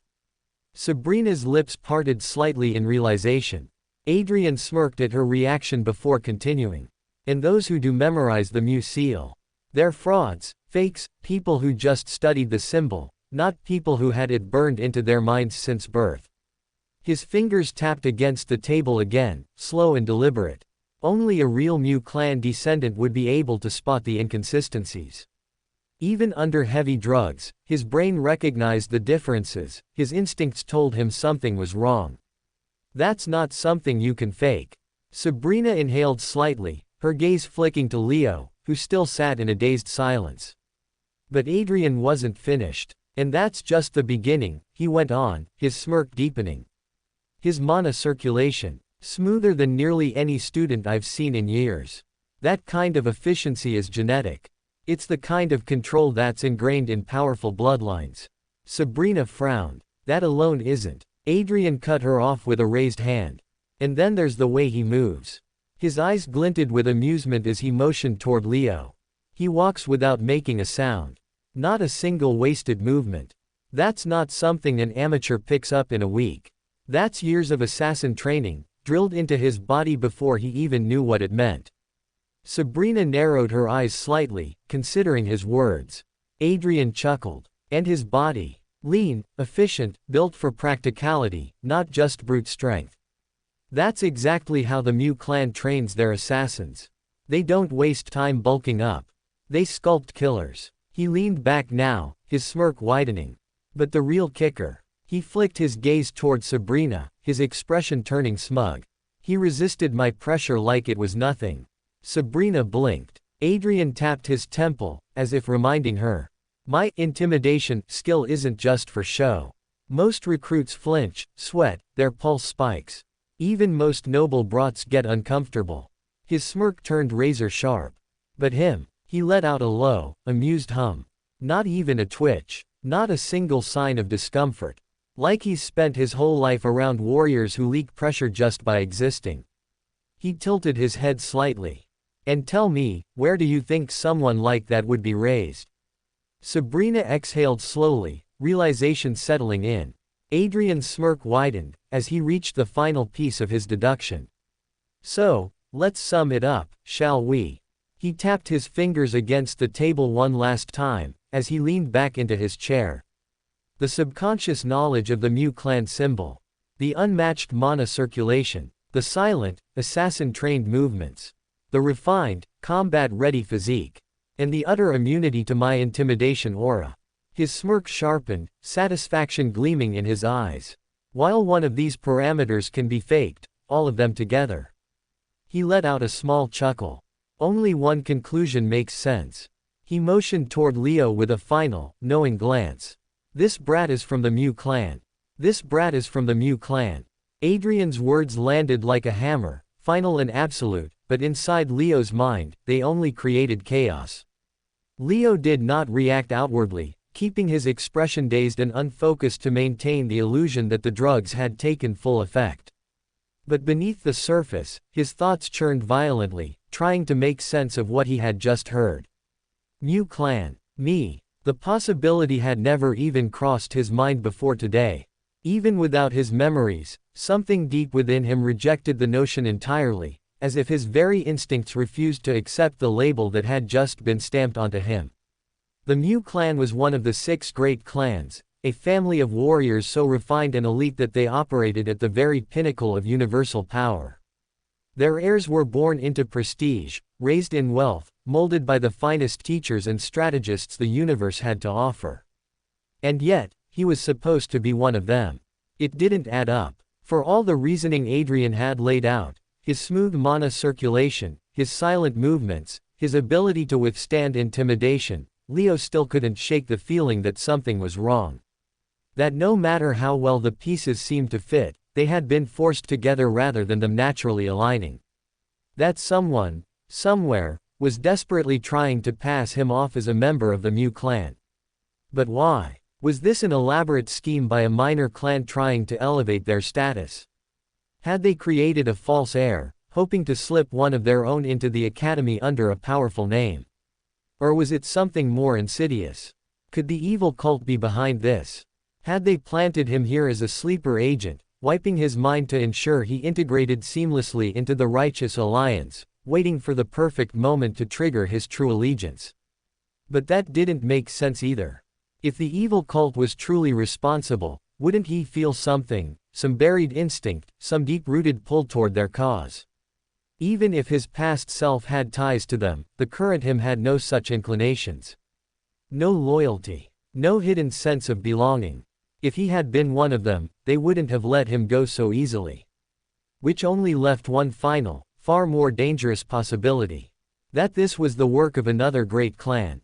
A game of deception on a level beyond his understanding. The 6 great clans were locked in constant political warfare, always maneuvering, always scheming, always looking for ways to undermine one another. If one of them had placed him here, under the guise of a Mu clan heir, then he wasn't just a pawn, he was bait. But for who? And for what purpose? His thoughts moved too quickly for his sluggish, drugged mind to keep up with, and yet, through all the spiraling theories, one certainty stood above everything else. I am not from the Mu clan. He didn't know how he knew it. He had no memories, no past to verify it. But it didn't matter. Some things weren't remembered. They were felt. And every fiber of his being told him that he had never been noble-born. He was not the kind of person who had grown up in a lavish estate, trained under prestigious masters, and had his path paved for him by wealth and lineage. No, he could feel it in his bones. He had crawled his way up from something else. Something lower. Something harsher. So why, then, why, was someone trying so hard to convince the world otherwise? Before Leo could dwell on the thought, Adrian's voice cut in. "All right," the psychologist mused, flipping to a fresh page in his notes. "Let's move on to something more direct." His gaze sharpened. "What are your thoughts about the evil cult? Do you know what they are?" Leo didn't hesitate this time as he delved straight into a response. "I don't particularly know what they are, but I visited the library yesterday to fill in some gaps in my memory," he began, as Adrian nodded for him to continue. "From what I read, they're a foolish organization on the verge of being wiped out completely," Leo said plainly. "They control less than 5% of the universal land and are locked in a war they can't win. Their leader has been dead for 2,000 years, yet they're still clinging to a lost cause." Adrian noted something down before asking his next question. "Do you have any inclinations to join them in the future? Any sympathies?" Leo shook his head. "None. They seem like too much trouble, and I don't want that kind of problem in my life." A soft beep. Truth. A soft smile spread on Adrian's face as the machine registered Leo's response as the truth, as he seemed to now be genuinely satisfied with the results of the interrogation. Opening the thick dossier that he closed at the start of the conversation once again, he flipped to the page where Leo's information was to be noted. Threat assessment, potential affiliation with the evil cult, none. Psychological strength as a warrior, above average. Mental fortitude, noteworthy. Sub-notes. Possible Mu clan descendant. Unusual natural discipline. Exceptional mental control. A student worth monitoring this year. With a satisfied nod, Adrian shut the file, his smirk lingering as he gave Leo one last, approving glance. "Welcome to Rodova Military Academy, Mr. Skyshard," he said smoothly, tapping the closed dossier. "I hope the rest of your tests go as well as this one. I'll be keeping an eye on you this year. Sabrina," he said, signaling towards his assistant. "Take him to the recovery room. Let the drugs wear off properly before his next evaluation." Sabrina responded immediately, stepping to Leo's side and slipping her arm around his waist. Leo, still feeling the lingering effects of the injections, barely had the strength to resist as she pulled him up, guiding his half-limp body toward the exit. Unlike earlier, when she had handled him with disinterest, her demeanor now had shifted entirely. Unlike the cold indifference before, her demeanor now was soft, sweet, almost too sweet, as she tried to leave a good first impression on Leo's mind. Deliberately leaning in, she let her warm breath brush against his nose, as she exhaled a little forcefully to make sure her floral scent lingered in his nose. She was trying to seduce him.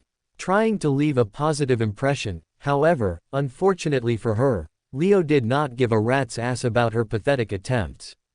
"You're gonna recover soon, I'll help you," she said in a soft coaxing tone. However, her vixen-like voice only made Leo's stomach convulse in repulsion. Leo's mind was still sluggish, but not enough to miss what was happening. This bitch was a gold digger. She had heard Adrian's assessment. She had heard the words, Mu clan. And now, she had suddenly decided that he was worth being helpful to. A fact that made Leo immediately hate her guts. It seemed like his newfound status came with more than just attention. It came with shifts in people's attitude. But he had no intention of leaning into this newfound status. Not yet. Being mistaken for a noble had its benefits, but it also came with scrutiny. And right now, scrutiny was the last thing he needed. Until he figured out who he really was, Leo knew that it was best to stay in the shadows. Rodova Military Academy, recovery room, post-psychological evaluation. After carrying Leo into the recovery room, Sabrina injected him with a series of recovery serums, ensuring the drugs in his system would dissipate faster. Her touch was practiced, efficient, yet there was a hesitation in the way she lingered, her eyes scanning his face one last time before she finally turned on her heel and exited the room. The door sealed shut behind her with a soft click, as only then did Leo allow himself to exhale, releasing the tension he hadn't realized he was holding. The psychological test was over. And it seemed like he had passed without raising any red flags. It had been the most dangerous evaluation yet, one where a single misplaced word, one slight slip in control, could have meant the difference between safety and exposure. Yet, despite the heavy drugging, despite the warped vision and floating sensations, something within him had remained steady. His body had been compromised, his senses dulled, but his mind, his conscious reasoning, had stayed intact. That alone had ensured his survival. Pressing a hand to his forehead, Leo recalled how, even when the world around him had twisted and blurred, he had never fully lost control. His instincts had taken over, shaping his words with precision, ensuring each response was subtle enough to avoid scrutiny yet deliberate enough to not arouse doubt. It was as if his mind had an inbuilt failsafe, something deeply ingrained that kept him stable, even when everything else was stripped away. A normal person would have crumbled under that level of drugging, he mused. So why didn't I? Another question. Another anomaly. Another unsettling piece in the ever-growing puzzle of his existence. But there was no time to dwell on it. An hour passed in the blink of an eye. The effects of the drugs gradually wore off, clarity returning to his mind as his body regained its usual sharpness. His limbs no longer felt heavy, his vision had cleared, and the mental fog had fully lifted. Then, click, the door to the recovery room swung open. Time for the physical test, cadet. Line up. An instructor stood at the threshold, his tone curt, leaving no room for hesitation. As without a word, Leo rose to his feet, stepping out into the hallway where the rest of his batch had already gathered. The time for rest was over. The next test was about to begin. Asterisk asterisk asterisk asterisk asterisk asterisk asterisk asterisk asterisk asterisk. Rodova Military Academy, Department of Physical Monitoring, Pre-Test Preparation. Leo had no idea how Rodova intended to conduct its physical aptitude tests. He had assumed it would be something traditional like running a brutal marathon to test endurance, a weightlifting challenge to measure strength, or even a sparring match to gauge reflexes. However, he couldn't have been more wrong in his assumption, with his mistake becoming evident the moment he stepped into the Department of Physical Monitoring, as he was reminded of the fact that Rodova was a top 2 military academy. The testing facility didn't resemble a training hall at all. Instead, it looked more like a high-tech medical research center, its interior sleek and clinical. The walls were pristine, lined with embedded diagnostic scanners that blinked with soft, rhythmic pulses. Rows of biochambers, each inscribed with glowing runes, stood in precise formation, while the only people moving around were academy personnel dressed in crisp white coats. The air carried a faint hum, a symphony of whirring machines and automated systems running in perfect sync, and even the floors gleamed, polished to perfection, as if they had never seen a speck of dust. A group of recruits, all part of his batch, stood near the entrance, their expressions mirroring his own confusion. Skyshard, Leo. A voice called his name, snapping him from his thoughts. Turning, Leo spotted an assistant in a fitted white uniform, a data slate in her hands. She barely glanced up before gesturing to him to join her in a separate preparation area. Strip to your underwear. Stand in the scanning zone, she instructed, still absorbed in the data on her slate.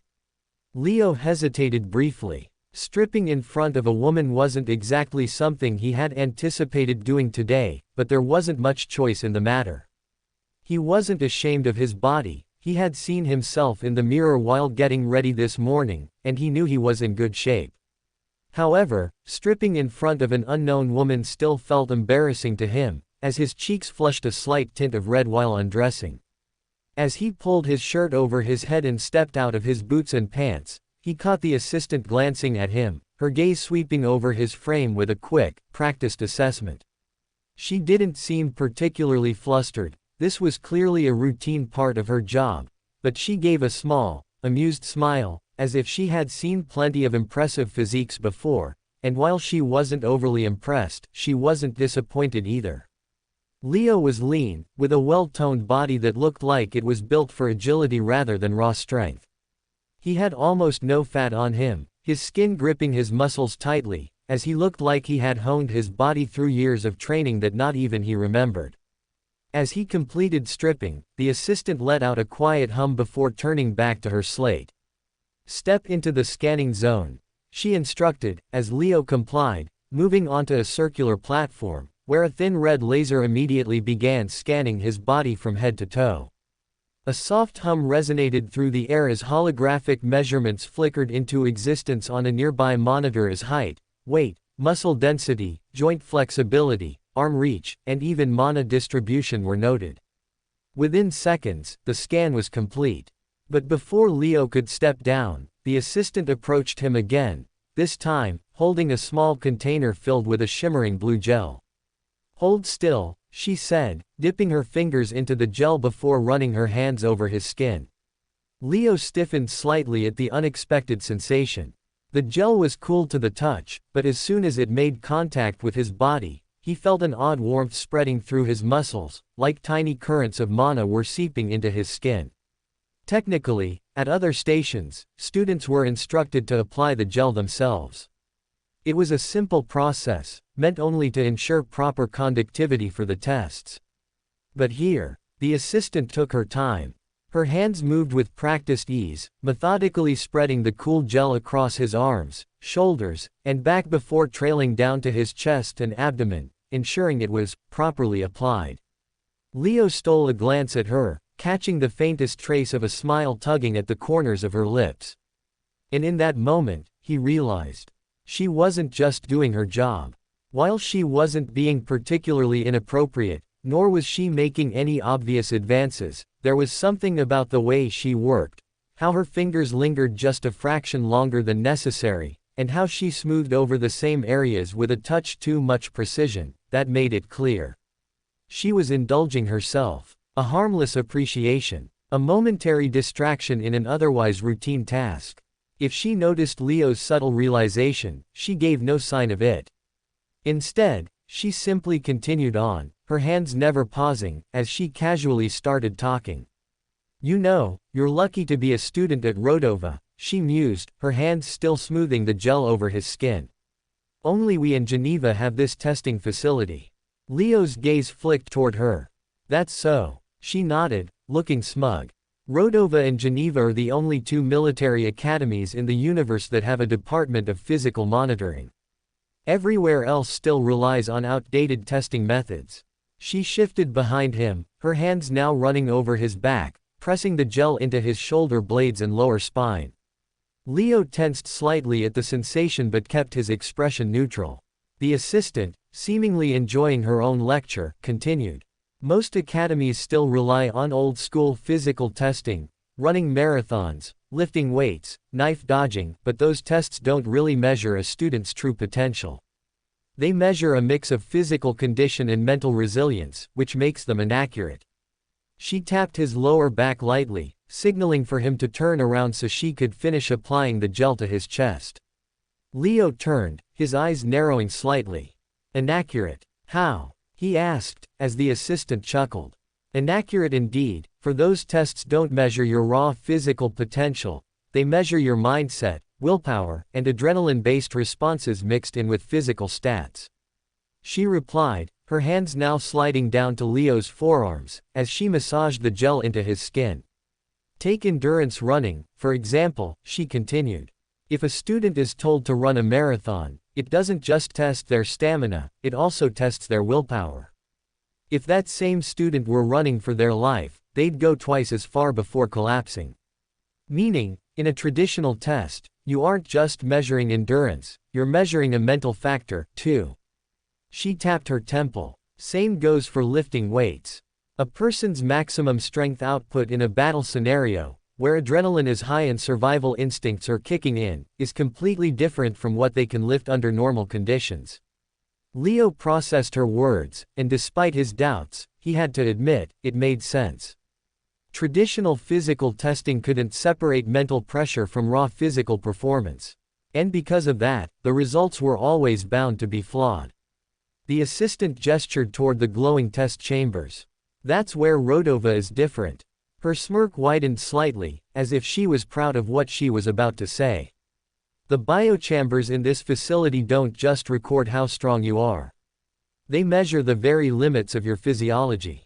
Rodova Military Academy, Department of Physical Monitoring, Biochamber Entry. Leo stepped off the scanning platform as the assistant gestured toward a towering, capsule-like structure built into the far wall of the testing facility. It stood nearly 10 feet tall, its surface sleek and reinforced with intricate runic inscriptions glowing faintly in rhythmic pulses. Transparent at the front, its interior was dimly lit with a single seat positioned in the center, surrounded by countless needle-thin tubes and embedded sensor pads. A biochamber. All right, you're prepped, the assistant said, flicking through her data slate.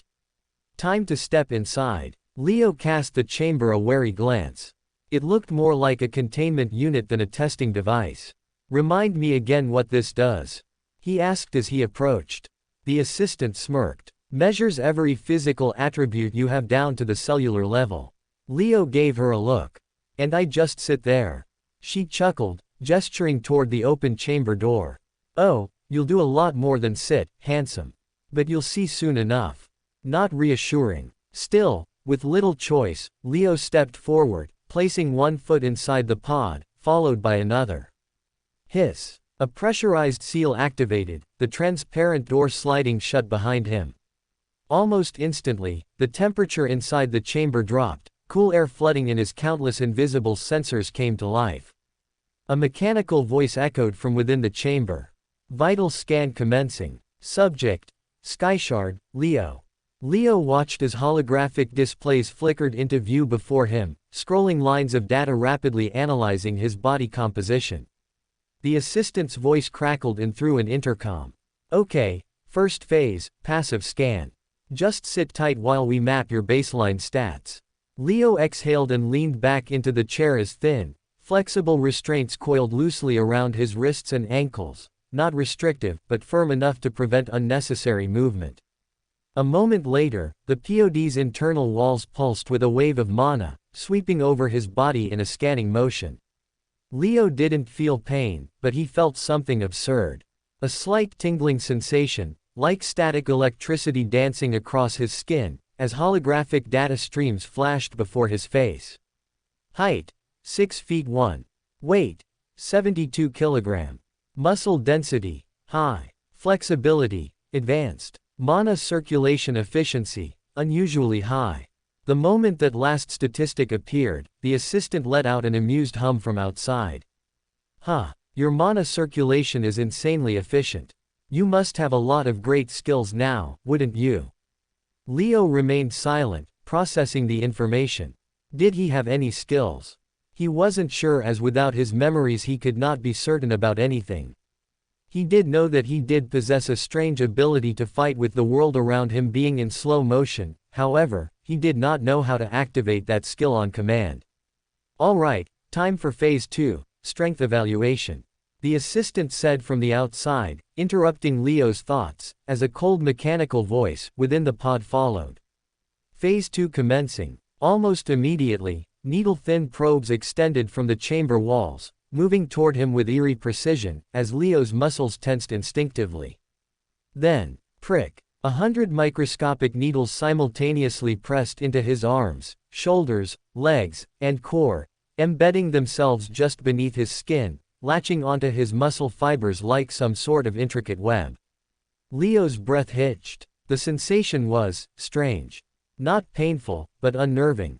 It felt as if thousands of invisible threads were burrowing into his body, mapping out every individual muscle strand. As outside the chamber, the assistant monitored the data feed. All right, Leo. Don't move. These probes are measuring your exact muscle density and fiber composition, she instructed, as Leo exhaled, forcing himself to stay still as the process continued. A moment later, the chamber's internal display began rapidly processing the data. Strength potential: 3,210 kgf. Muscle density: high. Fiber type ratio: 23% slow twitch, 77% fast twitch.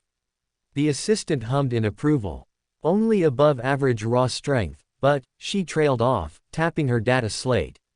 Then, oh, damn, Leo frowned. What? The assistant let out a low whistle. Your muscle composition is weird. Most people have a fairly balanced mix of slow twitch and fast twitch muscle fibers. But 77% fast twitch? That's absurd. Leo processed the information. Fast twitch fibers were responsible for speed and explosive power rather than pure endurance or sustained strength. Meaning, he wasn't built for long, drawn-out battles of brute force. He was built for instantaneous devastation. The needles suddenly retracted, vanishing into the chamber walls. Then, strength evaluation complete. Proceeding to explosive power test. Leo barely had time to react before. Beast. A jolt of electricity surged through the chamber, flooding his nervous system like a violent pulse. Leo's entire body convulsed for a split second, but then, before he even registered the shock, his muscles instinctively coiled and released. His back arched. His arms jerked. Every muscle fiber in his body fired at once. The test wasn't just measuring strength. It was testing his muscles' reaction time and how fast could his body unleash peak power the moment it was triggered. The chamber's displays flashed again. Explosive force output, 9,870 kgf. Silence. Then, from outside the chamber. Holy shit. The assistant stared at the readings, her fingers tightening around her data slate. That's absurd. Leo exhaled sharply, feeling the residual charge still flickering across his nerves. His body wasn't built for slow, overwhelming force. It was built for instantaneous destruction. However, the sheer output it could produce was absurd to the point where Leo's readings mirrored those of an average passout, as a first year. Professor Marvin is going to have a field day with you. I can already estimate his elated reaction when he looks over your student data panel, the assistant said, as she clicked a few buttons on her data slate, causing a oxygen mask-like thing to fall from the top of the chamber. Put it on, pull it over your nose and mouth, and fasten the strap, she instructed, as Leo followed. The third test will be for your lung and blood function. Things like your lung capacity and how fast your blood can carry oxygen to your organs and muscles. Also, how your muscles perform under lactic acid buildup, the assistant said, as upon her command, the third test began. Third test, commencing. The mechanical voice within the chamber droned as immediately a burst of pure oxygen hit Leo's nose. The air rushing through the mask was crisp, almost unnaturally refreshing, as his lungs instinctively expanded to take it in. It felt clean, too clean, as if every breath was stripping away any exhaustion, flooding his bloodstream with nothing but pure, untainted energy. For a few seconds, nothing else happened. Then, HSSSSSS. The oxygen supply cut off, replaced by a sudden shift in air composition. Leo's chest tightened slightly as he realized the breathable oxygen was rapidly decreasing, being replaced by thinner, less concentrated air. Your body is now being exposed to low oxygen conditions, simulating high-altitude environments. This will measure your lung capacity, oxygen absorption rate, and overall endurance under stress. The assistant said, as Leo inhaled slowly, adjusting to the sudden change.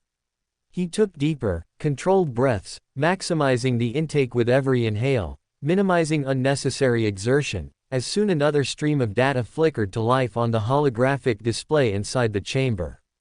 Resting oxygen saturation, 99%. Heart rate, 52 BPM. Lung capacity, 8.1 liters. Oxygen absorption efficiency, 34% above standard. A low whistle came from the assistant outside. Damn, your lung capacity is already beyond most first-year recruits. And your oxygen absorption efficiency, that's noteworthy as well. Leo remained silent, focusing on his breathing.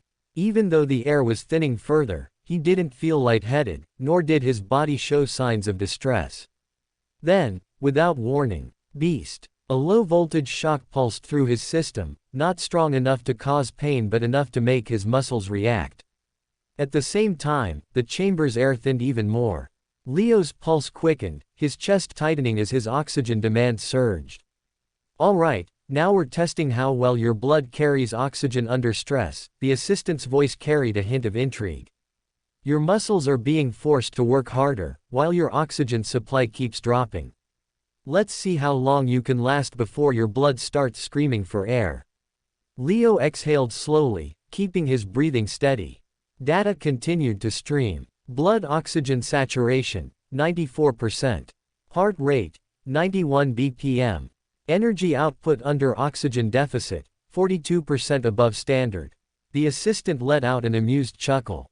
"Well, look at that. Your blood oxygen retention is absurdly high." Leo didn't need her to tell him that.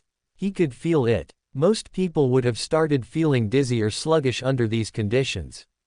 Their muscles would scream, their vision would darken, their instincts would panic. But Leo felt fine. His body wasn't reacting with distress, it was adapting, adjusting, thriving. He could endure. But then another shift occurred. The oxygen levels plummeted further. Leo exhaled through his nose, keeping himself grounded, forcing himself not to react as the test reached its final phase. For nearly 3 full minutes, he sat there, still and composed, lungs adjusting, blood circulating, muscles primed, before he started to lose vision, his body giving out as the test finally ended. Then, HSSSSSS. The oxygen surged back. Leo inhaled deeply, feeling the flood of air rejuvenate him instantly, as the chamber's mechanical voice confirmed. Cardiovascular and pulmonary test, complete. For a moment, Leo remained still, breathing heavily until his body recovered, while the assistant remained stunned reading his data. Cardiovascular and pulmonary assessment. Lung capacity, superior. Cadet demonstrates an exceptionally high oxygen intake and efficient utilization. Capable of prolonged exertion with minimal fatigue buildup. Blood oxygenation efficiency, exceptional. Rapid oxygen distribution throughout muscles and organs, allowing for quicker recovery and sustained peak performance. Lactic acid tolerance, high. Cadet's muscle endurance remains stable under lactic acid buildup, significantly delaying fatigue compared to standard recruits. Overall cardiovascular rating, excellent.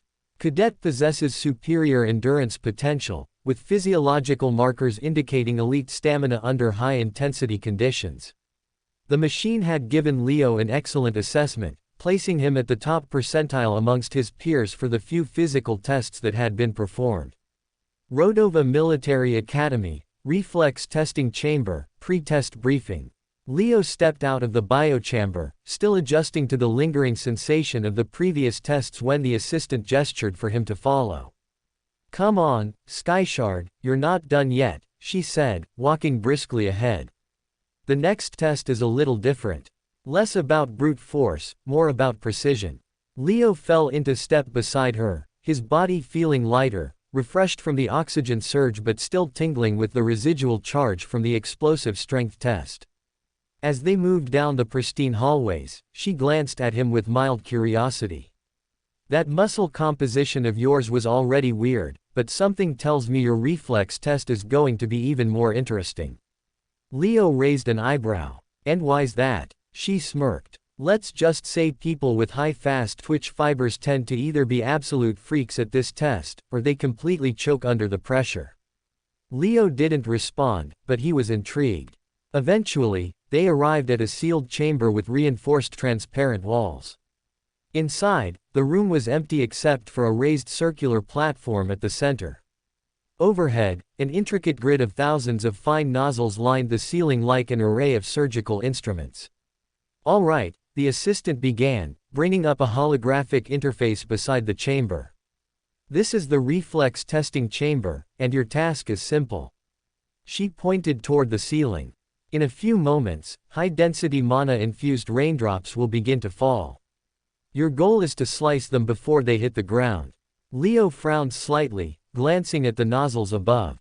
"Raindrops." The assistant grinned. "Not normal ones. These are mana-dense spheres, heavier than water and fast enough to mimic projectiles." The test is designed to analyze your reflexes, reaction speed, and precision down to the millisecond. She flicked her fingers over the interface.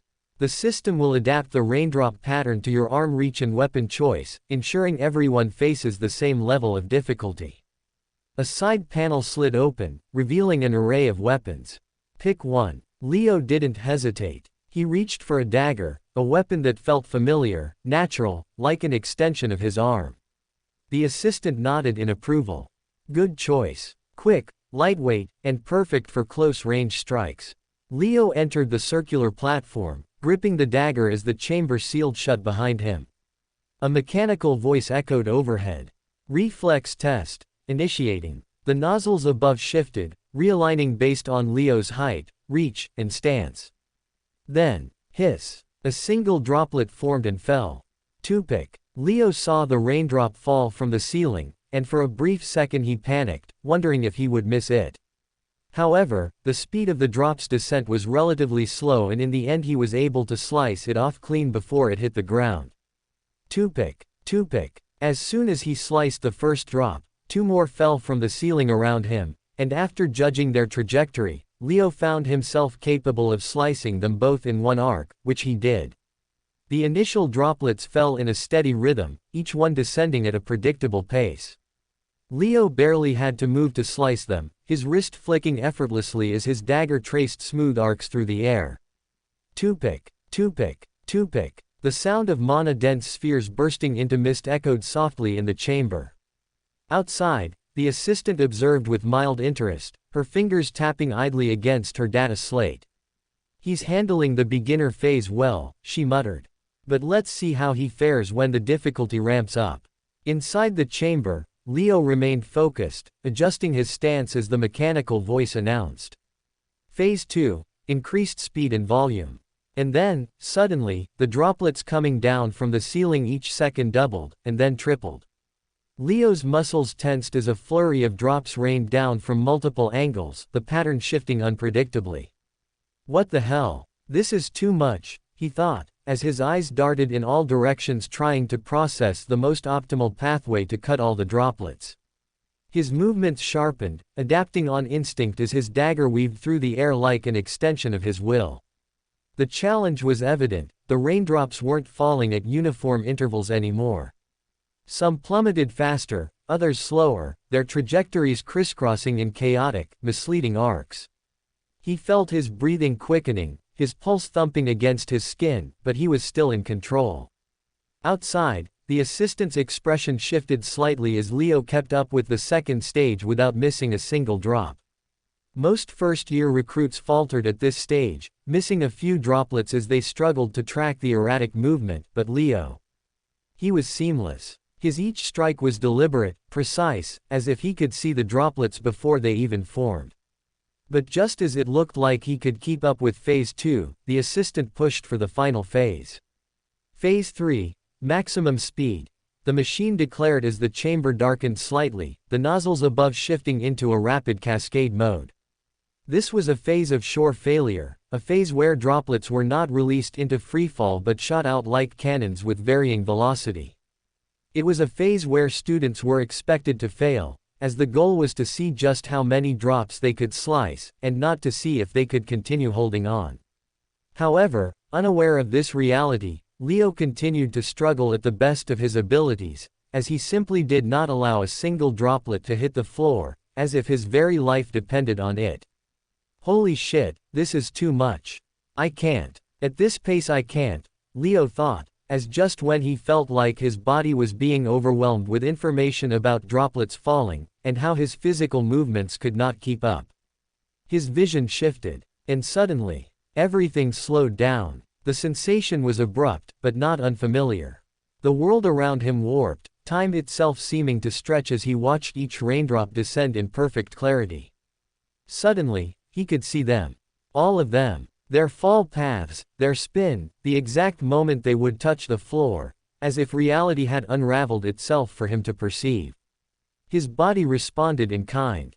His grip adjusted. His arm moved before he even realized it. And from the outside, it was like watching a ghost move through a storm of silver streaks. Leo's blade danced. His movements weren't sharp, weren't rigid, they were fluid. Effortless. To the assistant watching through the chamber's transparent walls, it didn't even look like he was slashing. It looked like the droplets were vanishing before they even reached his range. An impossible blur of precision, each movement wasting zero energy, the blade flowing from strike to strike in a seamless, continuous loop. "What the assistant said, as she released the breath she did not even realize she was holding on to. As the data on her slate spiked past previous records, the reaction time counter flashing red, unable to register a normal measurement. Leo's entire being was functioning in perfect sync. His eyes, his muscles, his breathing, it was like his body knew exactly what to do before his mind could even process it. Then, beep. The chamber abruptly powered down. Leo blinked as reality snapped back to normal speed, the world around him seeming too slow for a moment before stabilizing. The mechanical voice confirmed. Reflex test, complete. Leo exhaled, lowering his dagger as the chamber door unsealed with a hiss. He felt extremely weak within seconds, as if all strength had suddenly left his body, as he began to cough and fall to his knees. Just like the first time when he used this unknown ability, the second time he activated it also left him in shambles, as just activating this ability even for a few seconds, seemed to drain him of a considerable amount of his strength. Outside, the assistant kept staring at the results in complete disbelief. In all her career, she had never seen a student quite like Leo before, as the results he displayed were beyond extraordinary. Reflex test results. Reaction time, 0.007 seconds above maximum threshold. Accuracy, 100%. Speed index, beyond standard readings. Overall reflex ranking, number 1 in Rodova Academy first-year history. Rodova Military Academy, the academic wing, principal's office. Seated in the grand, dimly lit expanse of his private office, Principal Ulrich Dainhardt swirled the champagne in his glass, the golden liquid catching the light of the massive holographic display before him. His mood was exceptionally good today, better than it had been in years. Because, just moments ago, he had received a Level 1 alert from the Academy's Genetic Assessment Department for student Su Yang. A smirk tugged at the corner of his lips as he reviewed the report once more. A true scion of the Su clan, the boy had been evaluated to possess monarch-level potential, a classification so rare that even among the 6 great clans, it was spoken of with reverence. In the universe, monarchs were beings with power and influence just a step under gods, and to possess genes capable enough to reach that threshold was a true rarity. In the universe, one's genetic makeup decided what one's potential was as a warrior, as while one could surpass their potential by a maximum of 1 tier through hard work, defying it twice was simply impossible. The growth rate of a warrior with a monarch-level potential was usually 10 times that of a warrior with only a grandmaster-level potential, and hence genetic makeup was usually the main component behind deciding which individuals were going to be placed in the elite class, and which were going to be placed in the regular class, as the Rodova Military Academy simply did not wish to invest its resources into students with inferior talents who were simply never going to yield the same rate of growth. And as far as talents went, Rodova had not seen a student with Su Yang's talent in over a decade, despite being one of the top military academies in the universe. In fact, Su Yang was only the 7th student in its illustrious history spanning centuries to have such a potential, making him a truly generational prospect. This is it. With Su Yang leading the first years, Rodova Academy finally has the chance to reclaim its rightful position as the number 1 military academy in the universe, finally overtaking Geneva, Ulrich thought, as he took a gleeful sip of his champagne. For the first time in years, Ulrich Dainhardt felt confident that things could turn around for good. However, just when he thought his day could not get any better, a new Level 1 alert flashed across his tablet, this time from the Physical Monitoring Department. What? Another alert? Did Su Yang break another record? He wondered out loud, as he opened the alert message with haste. However, to his surprise, the student generating the alert this time around wasn't surnamed Su, but Skyshard instead. Skyshard, Leo, reflex test results, the heading read, as the moment his eyes landed on the reaction time metric, his body froze. 0.007 seconds. A number so absurd that for a moment, he wondered if the system had malfunctioned.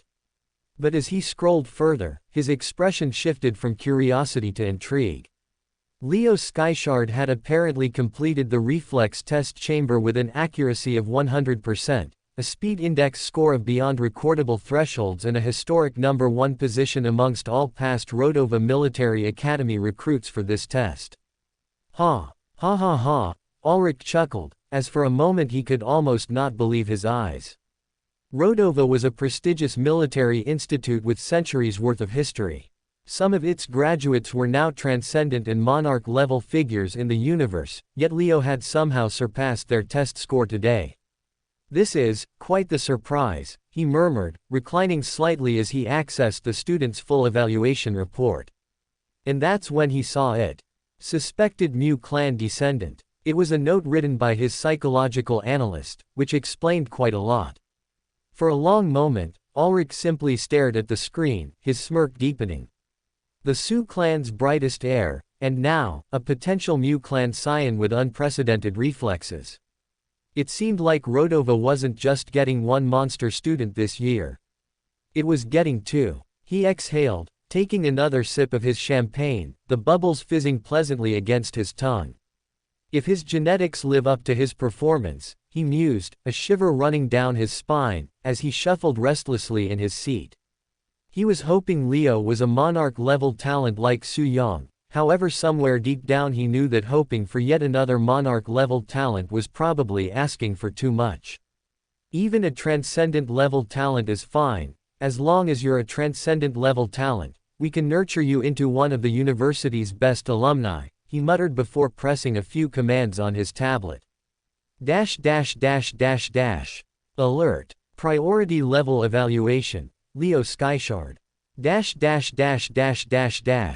Sending an urgent priority message to the Genetic Assessment Department, Principal Ulrich requested for Leo to be escorted to the genetic assessment room immediately, skipping all existing queues to be evaluated at once.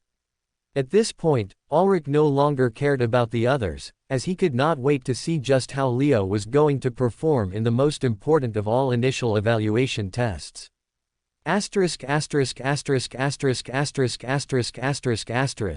Rodova Military Academy, the teacher's staff room, Professor David's office. Across the academy, in a smaller, more modest office, Professor David sat before his monitor, his gaze narrowed as he read through the same notification that the principal received. David was the head first-year instructor, in charge of all first-year students, which gave him the same access to their reports as Ulrich, but unlike Principal Ulrich, he was far from pleased by what he saw. His fingers tapped against the desk, a slow, irritated rhythm, as his eyes skimmed the details of the alert through disdain. The alert was generated by another suspected Great Clan descendant. Another so-called prodigy shattering records, as he felt genuinely displeased by its optics. People like him ruin the Academy's balance, he muttered, leaning back in his chair. Individuals like Leo and Su Yang were natural-born geniuses. They were individuals who had never struggled, never fought tooth and nail to climb from nothing. And David had seen the pattern of the rise of such individuals in class before. These types of students, born into privilege, gifted with superior talent, showered with resources. They suffocated the ordinary cadets. They crushed their morale before the year even began, just by existing, for their superiority was too blatant, too overwhelming for most to compete with. And now, with two of them in the same first-year batch. David felt assured that no one else was even going to try and keep up, dampening the overall morale. No one else will even try to compete, he thought bitterly. They will accept defeat before the race has even started, he concluded before grinding his teeth in anger. How am I supposed to nurture an excellent batch of equally accomplished students when the outcome is already decided? He muttered out loud, as he banged his fists on his desk. His frustration ran deeper than just one student's performance. This was the cycle. The great clans weren't just wealthier, their scions weren't just fed elixirs and taught secret arts from birth, giving them a better foundation than the commoners could ever hope for, they were also born with better genes. In a universe ruled by talent and power, they always stood at the top, ensuring that the gap between them and the common-born remained insurmountable. And the rest? They were left to fight for scraps, struggling against an impossibility, forever outmatched from the moment they were born. And it was this unfortunate reality of the universe that made his blood boil. I'm a retired universal government officer, he thought bitterly. A well-respected major, more experienced and decorated in real wars than that fool Ulrich. Yet because my bloodline was insignificant, because I wasn't born with superior genes, he sits as principal while I'm left overseeing first-year brats. David mused, as his lips curled in disdain. Ulrich earned twice his salary, wielded twice the influence, although he was half as competent. And to make matters worse, because he earned twice as much, he had more disposable income to spend on his kids and grandkids, and more influence to give them a head start in life, to ensure that David's kids could never catch up. It was an endless cycle. The powerful remained powerful, while the weak stayed weak. No more. David mused, his nails digging into his own skin, as he took a slow breath, making a bold decision. I refuse to partake in this system any longer, he said, his gaze burning with resolve. From this year, things will change.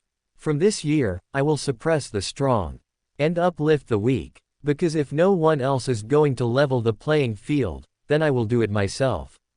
Rodova Military Academy, Reflex Testing Chamber, Post-Test Recovery. Leo felt drained as the reflex test ended, his breath coming in ragged, uneven gasps while he knelt on the cold testing floor. Sweat trickled down his back, his entire body trembling from exertion, his muscles hollowed out as if every ounce of strength had been siphoned away. However, this wasn't the first time. This overwhelming fatigue, this complete depletion, was becoming a recurring pattern. He had felt the same when he first triggered that strange time-slowing ability, for, the moment it ended, his body had collapsed under its own weight, leaving him gasping for air like a drowning man. I can't afford this in a real battle, Leo realized, his hands curling into fists against the floor. If I collapse after taking out a few enemies in a real battle, I'll be done for. The urgency burned into him. He had to master this ability and be quick at that. He needed to learn to control it, regulate it, to trigger it when needed and suppress it when not. Because if he did not, it wouldn't be a weapon. It would be a liability. One that could land him in deep waters. Skyshard. A voice suddenly pulled him from his thoughts as the chamber door slid open. The assistant hurried inside, her expression a mix of concern and undisguised excitement as she knelt beside him. You did amazing, she gasped, practically beaming. You just broke the university record for first-year students on your first day. I've never seen a better performance in my life, she rambled, but Leo barely listened. His mind was elsewhere, struggling to stay conscious as black spots flickered across his vision, expanding and contracting like ink bleeding into water. Oh, how silly of me, you must be exhausted. Here, drink this, the assistant urged, pressing a small glass vial into his palm. Leo glanced at the vial, the liquid inside glistening with a faint golden hue. He studied it for a split second before deciding to gulp it down in one go. The taste was sharp but not unpleasant, and almost immediately, a slow warmth spread through his veins, not as a sudden jolt of energy, but as a steady, stabilizing pulse. It was a stamina potion, a high-grade one, at that. Low-grade stamina potions were usually yellow, but the golden tint in this one hinted at the superior alchemical herbs used in its creation. It was a truly potent item that would usually cost a pretty penny in the open market. And as Leo drank its contents, although the fatigue did not completely vanish, the leaden weight in his limbs eased almost immediately. His muscles no longer felt like they were moments away from collapsing under him and his vision returned to normalcy. That should help a bit, the assistant nodded, quickly moving to help him back onto his feet. Leo let her, though his stance remained slightly unsteady as she guided him toward a side panel where his uniform had been neatly folded. Here, get dressed, she instructed as Leo grabbed his uniform, shaking off the lingering dizziness before slipping back into his clothes. His balance was still off, but at least now he could stand on his own. As soon as he finished dressing, the assistant tapped her data slate, and moments later, an automated escort drone rolled up beside him, flashing a notification screen. "You're being transferred to another building now," she informed him. Leo frowned. "Why am I being separated from the testing batch?" "You're going to follow this drone to the next building, and you'll be the only one doing so," she replied, her tone carrying a hint of amusement. His frown deepened. "And why is that?" The assistant's lips curled into a sly smile. "You've been flagged for priority genetic testing," she said, winking. "So, you're skipping the queue." Leo's frown deepened considerably at these words. However, before he could register any protest, the assistant tapped a few commands on her data slate, commanding the drone into action. Nudge, nudge. The drone slammed into his back, urging him to move on, as sighing Leo began to walk, knowing full well that he had no other option but to follow the university's orders. If it were someone else, they would probably be elated to be the center of attention. To get preferential treatment from the university, however, Leo was not one of them. On a personal level, he did not appreciate being singled out, as it blew his cover of anonymity and thrust him into the limelight. "I hope not many people see me being escorted as a priority case," he thought, as the drone guided him to make a series of turns, leading him straight towards the genetic assessment department.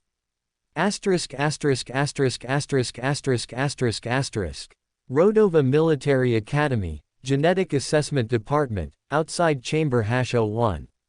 Soon, Leo reached the Genetic Assessment Department, and unfortunately for him, the moment he entered the testing grounds, he immediately became a topic of contention amongst the students present, who saw the drone flying above his head and flagged him as a serious threat. Almost immediately, murmurs rippled through the gathered cadets, their voices hushed but unmistakably intrigued. "Wait, isn't that the same drone escort that Su Yong had over him? What the hell? Why is he alone? A drone escort? Seriously? Shit, is he some hidden young master?" Leo kept his expression neutral, ignoring the stares, but he heard everything being said around him. This was exactly why he did not want the unnecessary attention. He had planned to keep a low profile, to observe and navigate Rodova without standing out at the beginning. But now he was walking into the genetic testing facility like some special case recruit, personally escorted by an academy drone. It was a blatant sign that he was different, that he was being prioritized, and that made him a subject of interest.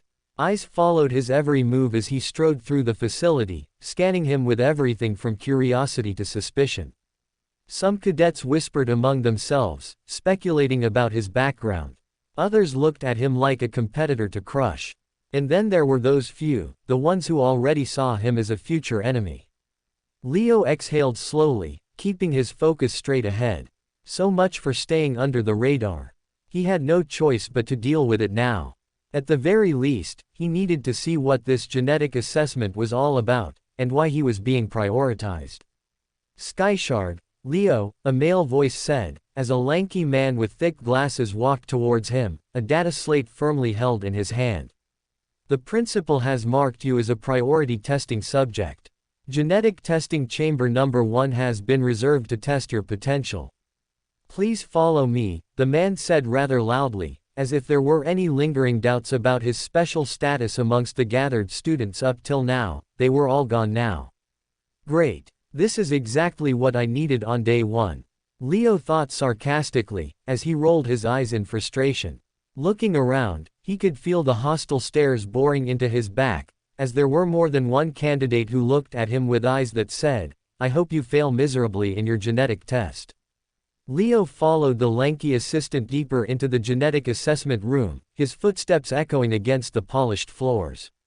The testing room was pristine and sterile, just as he expected it to be, with an array of advanced scanning equipment embedded into the walls.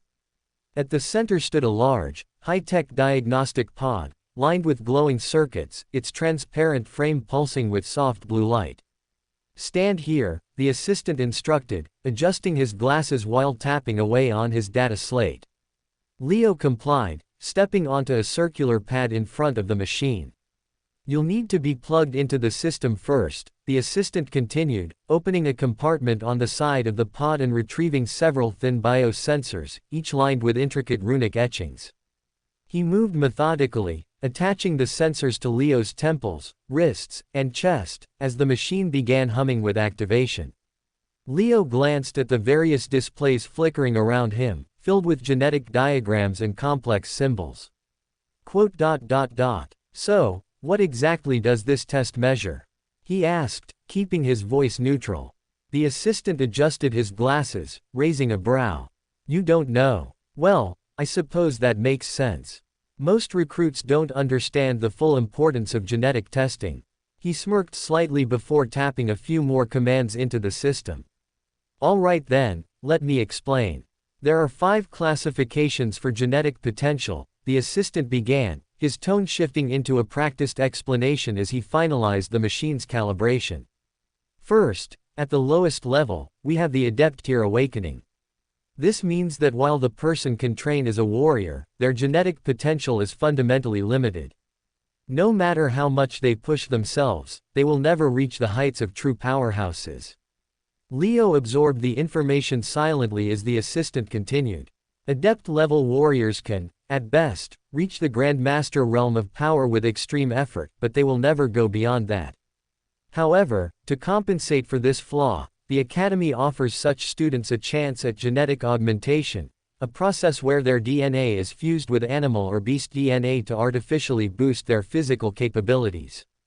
The assistant shrugged, pushing his glasses up his nose. Of course, doing that caps their potential at Grand Master, but at least it makes the journey easier. Leo frowned slightly. So, they'll never surpass Grand Master, no matter what. Correct, the assistant nodded. They're better suited for roles like lieutenants in the Universal Army, but they won't ever make it to top management. The machine emitted a soft pulse, signaling that Leo's biometrics had been fully linked to the system. Now, moving up, Grand Master Tier Awakening, the assistant continued. This is the most common classification. In fact, 99 out of 100 cadets at Rodova fall into this category. These students have good growth potential and, with dedication, can advance far in the military. He glanced at Leo. Grand Master Tier warriors are considered top talents in small and medium-sized factions. They may not be the absolute strongest, but they're highly respected and hold significant power. Leo nodded slightly, his expression unreadable. But things start to get interesting at the Transcendent Tier Awakening. The assistant's tone shifted subtly, carrying a hint of awe. Transcendent-level talents are rare, 1 in a million. If someone awakens at this level, they are immediately placed on a different trajectory. The Academy ensures they receive the best resources, training, and opportunities. They're nurtured like prized assets. Leo could see it now, the clear gap between tiers. The difference between a great warrior and someone truly feared. And then, Monarch Tier Awakening. The assistant paused, as if giving the words the weight they deserved. This is the highest classification the Academy can officially measure. Only 7 students in Rodova's entire centuries-old history have ever awakened at this level. Well, 8 now this morning, the assistant said with pride, as Leo immediately understood the implications of such a sentence. The Su clan's heir, Su Yong, scored at this level today, the assistant continued, his tone laced with admiration. I'm sure the news is already making rounds academy-wide. Leo said nothing, his thoughts processing everything. And finally, the assistant murmured, his voice dropping lower, there is a rumored 6th classification, God Tier Awakening. A shadow flickered behind his glasses. But the machines at Rodova aren't advanced enough to detect it, he admitted. Even if someone did awaken at that level, we wouldn't know for sure. Leo remained still, his fingers subtly flexing as he absorbed the weight of the information. This test will determine everything about your future, the assistant finished, finalizing the last set of inputs.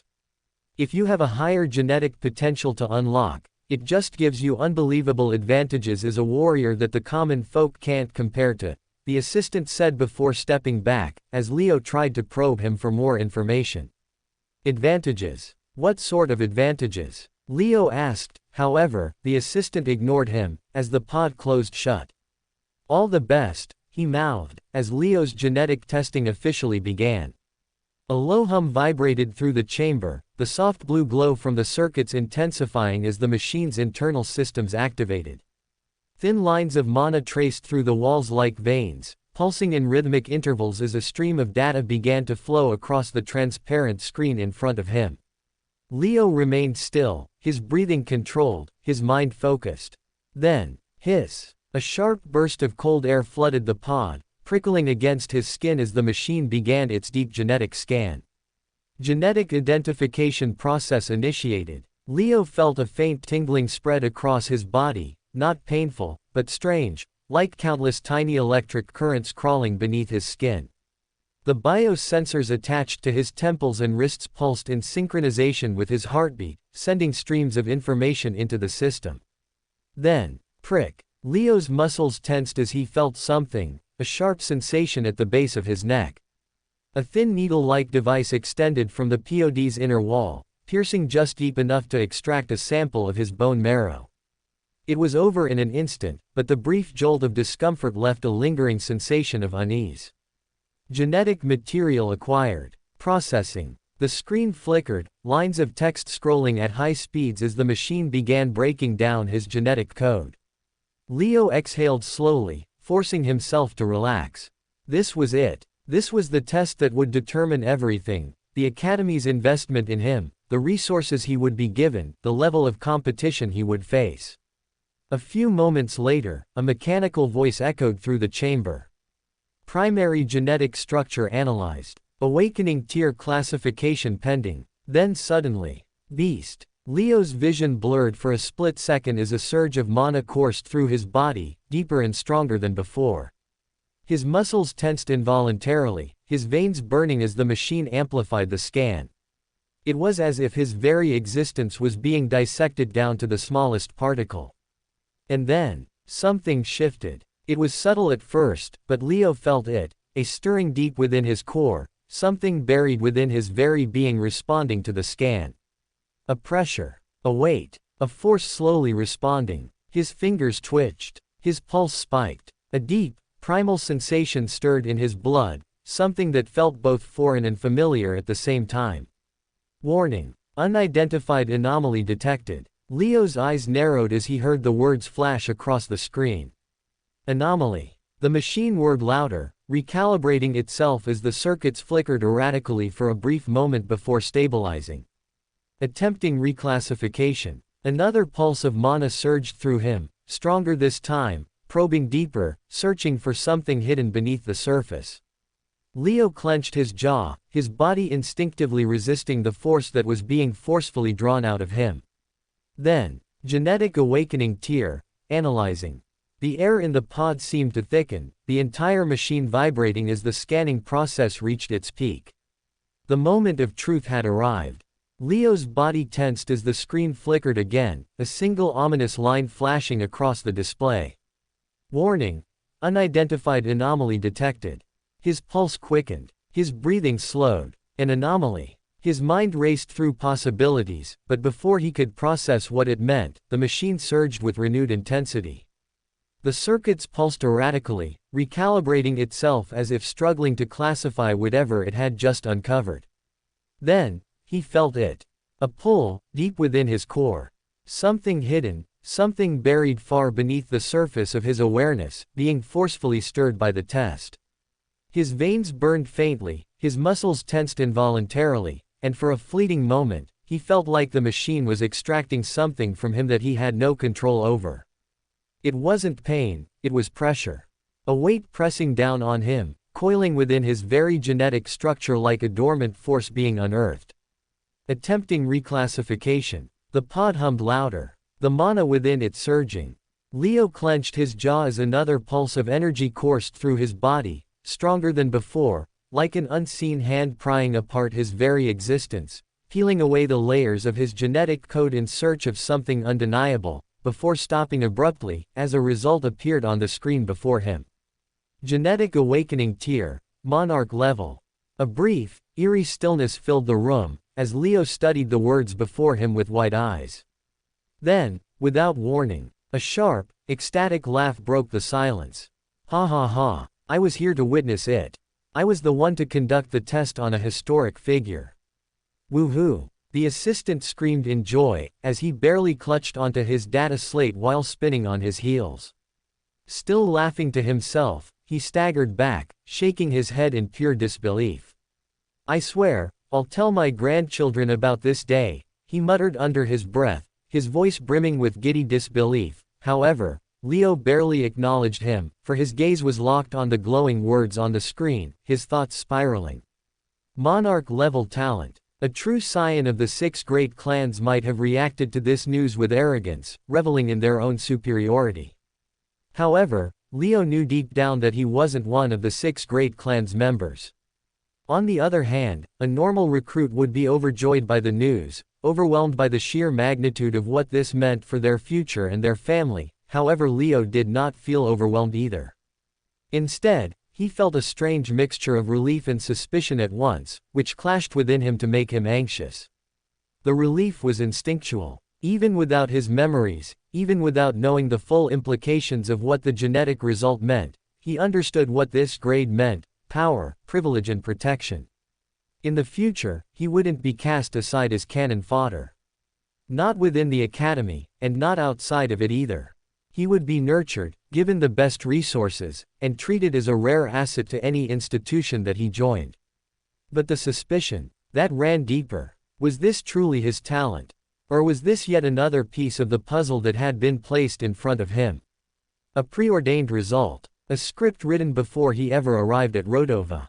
Leo's grip tightened slightly, his fingers flexing as he kept his face expressionless. He still didn't know who he was before waking up in that transport cart. He still didn't know who sent him here.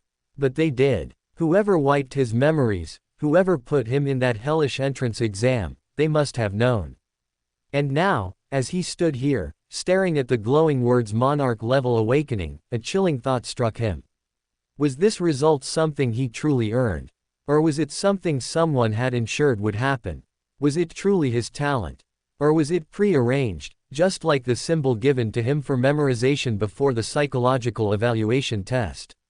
These were questions that ate away at his brain. However, before he could dwell on it any further, the assistant, still grinning like he had just won the lottery, suddenly tapped a sequence on his data slate, sending the evaluation report directly to the highest levels of the academy.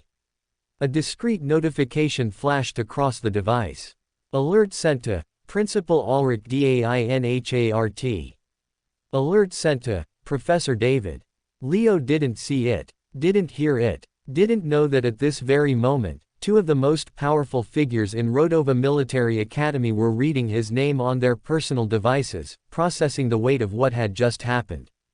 All Leo knew was that something didn't feel right, and that his evaluation pod was opening up before his eyes, with the assistant rushing towards him to greet him. Congratulations, Cadet. No, I mean, Sir Leo, you're the 9th candidate in the history of the Rodova Military Academy to be evaluated to possess a monarch-level talent. It is my life's honor to have conducted this test for you, sir. The assistant practically stumbled over his words, visibly restraining himself from outright cheering. However, his subservient tone only made Leo feel uncomfortable, as Leo replied with the same humility. If you don't mind, can you please tell me what my talent evaluation means? My memories have all been wiped before I came to this academy, so I don't possess much of the general knowledge that you would think I do, Leo requested, as he candidly came clean about his memory loss. Oh, the assistant said, as if just realizing what was going on, before nodding viciously. Indeed, sir, please don't worry, I will explain everything to you, the assistant said, taking a deep breath to compose himself before launching into his explanation. First, let's talk about skills. Every individual who possesses the talent to become a warrior, even those with adept-level genetic potential, has the ability to learn and master skills. However, there's a fundamental limit to how many skills they can learn at a time, which is capped at 5. No matter their dedication, no matter how much they push themselves, an Adept tier warrior will never be able to learn and master more than 5 skilled techniques in their lifetime. Leo listened intently, his expression neutral but his mind actively processing every word. Of course, the assistant continued, adjusting his glasses, the grade of the skills they learn can vary greatly. An Adept tier warrior may learn weaker skills compared to a Transcendent or Monarch tier warrior, and their mastery over those skills will always be fundamentally inferior. Moreover, there's an absolute restriction: no matter how talented they are, an Adept tier warrior will never be able to master skills beyond the Legendary or Grandmaster grade, as the laws of genetic compatibility simply won't allow it. Leo narrowed his eyes slightly, absorbing the implications. The number of skills one could master was fixed, and there were limits to how far a lower-tier individual could push themselves. However, before the assistant could continue, Leo raised a hand, as not wanting to leave this conversation with more questions and pieces. He decided to take this chance to ask all the doubts he had along the way. Sorry to interrupt, but can you also tell me what grades skills are classified at? I don't know them, Leo asked, as the assistant blinked at him before nodding quickly. Ah, of course, Sir Leo. That's a crucial part of this discussion, he said, tapping his data slate, as he brought up a holographic display. Skill classification varies across different parts of the universe, as different factions and organizations use different ranking systems. However, there are 2 widely accepted methods. He swiped across the display, bringing up 2 columns. The first method follows the same tier classification as genetic potential. It starts at the lowest level with layman tier skills and goes up as follows: Master, Grandmaster, Transcendent, Monarch, and God tier at the peak. Leo examined the list as the assistant continued. This system is straightforward, easy to understand, and is most commonly used in military institutions and government-run academies, like ours. However, in other regions, particularly among independent factions and elite martial families, a more detailed system is used. The assistant swiped the display again, shifting to the second column. This second system has more classifications, breaking skills down into finer categories: common, rare, bronze, silver, gold, dark gold, epic, semi-legendary, legendary, semi-divine, divine, and finally, God tier at the pinnacle. Leo studied the list before glancing back at the assistant. So, despite the different names, the second system can still be roughly mapped to the first one. Exactly, the assistant confirmed. For example, Gold tier skills in the second system generally fall under Grandmaster tier in the first. Legendary and semi-divine skills equate to Transcendent, while Divine is equivalent to Monarch, and of course, God tier remains at the absolute peak. Leo nodded, the information settling in his mind. It made sense why some organizations preferred the simpler system while others relied on a more detailed breakdown. Satisfied, he gestured for the assistant to continue with his explanation. Leo absorbed the information the assistant gave him like a sponge. This was a rare chance to bridge the gaps in his knowledge about how this universe worked, and he wasn't going to let a single word go to waste. The assistant, noticing Leo's focused expression, adjusted his glasses and gave him a small nod of approval. Now that you understand the various skill tiers, let me explain how crucial skills are in shaping the combat potential of a warrior, he said, resetting the atmosphere. Leo remained silent, waiting for him to continue. It's a simple concept, the assistant said. The stronger the skills you can master, the stronger you become as a warrior. If you can execute higher-tier techniques, you hold a natural advantage over someone who can't. Makes sense, right? Leo nodded. It was basic logic. But skill strength alone isn't everything, the assistant continued. Another key factor is how many skills you can learn and master in the first place. Leo's eyes sharpened slightly. Individuals with higher genetic potential don't just have access to stronger skills, they can also master a greater number of them, the assistant explained. That's where the real divide between the strong and the weak begins. With a tap on his data slate, a holographic projection appeared in the air, listing different genetic tiers. Adept tier genetic potential warriors, he began, pointing at the first category, can only master 5 skills in their lifetime. That's their absolute genetic limit. No matter how much effort they put in, they cannot exceed that number. Leo frowned slightly. A hard cap like that was brutal. Grandmaster tier warriors, on the other hand, can master up to 9 skills. This makes them significantly stronger than adepts, not just because they can handle higher tier skills but because they also have more variety in combat. Leo absorbed the information, seeing the massive gap in talent between these two tiers. And at the top, the assistant's lips curled into a smirk. Monarch tier warriors can master over 20 skills. Leo's fingers curled slightly. That was more than double the limit of a Grandmaster tier warrior. And 4 times that of an Adept tier warrior. The difference wasn't just large, it was astronomical. Before he could comment, the assistant pressed on, his tone growing more serious. But having more skills isn't just about variety, it's crucial for advancement. Leo narrowed his eyes slightly. Advancement. The assistant nodded. A warrior doesn't grow stronger randomly. There are thresholds. Breaking through to higher realms requires specific conditions, one of which is skill mastery. The holographic projection shifted again. To ascend from master level to grandmaster level as a warrior, you must master at least 5 legendary tier skills amongst other requirements. Leo's eyes flickered. That meant an adept tier warrior, whose absolute limit was 5 skills, would need to master 5 legendary tier techniques just to reach the grandmaster realm as a warrior. And if legendary was the highest level of skill they could even learn, then that meant they were scraping against their potential ceiling from the very start, just to reach the grandmaster realm as a warrior. The assistant continued, unaware of Leo's internal thoughts. And to ascend from grandmaster level to transcendent level, you must master at least 9 divine tier skills. This means that, for an adept tier talent, who cannot learn skills ranked higher than the legendary grade, and who cannot learn more than 5 skills in total, becoming a transcendent level warrior is simply impossible. It's not a matter of determination or hard work, or even luck.